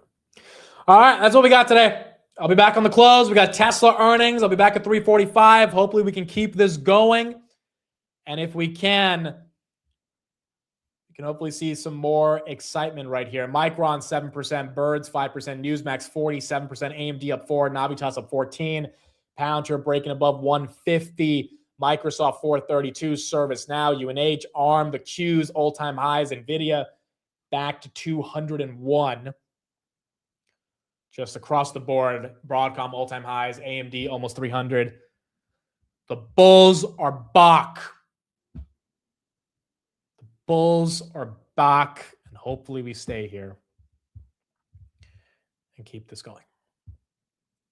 Just have Vance and someone from Iran do an old school draw to decide the war. This is hilarious. They're like, yeah, we got to bring our weapons because we don't trust you guys. It's like, okay, but like, we've already been at war for a while. Like, now we're trying to get this over with here. Whatever they need to do to get it over with, let's see if we can get it done, and the market can go further from there. C Drivers, thanks for the super chat. Thanks, Mid. All-time high for my portfolio. Congratulations, man. I think a lot of people are probably getting back to all-time highs or seeing all-time highs. Definitely, I think most people are green year to date. We'll do year to dates on Friday because we already did it last Friday, but I would imagine most people, I flipped green on Friday. I think it's probably, if you're red, you're probably very slightly red, but most of us have officially flipped green, and now we can actually begin the progress of getting some real momentum year to date. Hopefully, as this bull market can continue. Word of the day. What do we got? Lugubrious. Looking or sounding sad. The tone on financial TV turned lugubrious after a single red week. Classic overreaction. Lugubrious. I've never heard of this word, but let's see. Lugubrious. Okay. That's what we got. Well, the green is not helping us feel lugubrious. And hopefully we can keep going. Dude, and again, the best thing about this is there are pockets of euphoria. 100%. But the companies that matter are likely not in a euphoric craze. I mean, they're just not. A lot of these names are still down substantially from all-time highs. And then the Mag 7, they're going to have to show some growth next week to really continue to sustain their multiple. But if you believe their guidance for the year, then one could argue they are still pretty cheap. And as a result of that, if this war comes to an end, oil comes down, earnings are good. Hopefully we can keep moving up. All right, that's it for me. Thank you, everybody. Appreciate you being here. We'll be live 3:45 Tesla earnings. I'll have a couple guests with me, and we will start off the Mag 7 earnings for this week. IBM, ServiceNow, a bunch of different companies, but Tesla's the big one. And then next week, we've got all the other Mag 7 that we'll be getting into. Thank you, everybody. Appreciate it. I'll see you guys 3:45 for Tesla. Bye, everybody. Have a good one.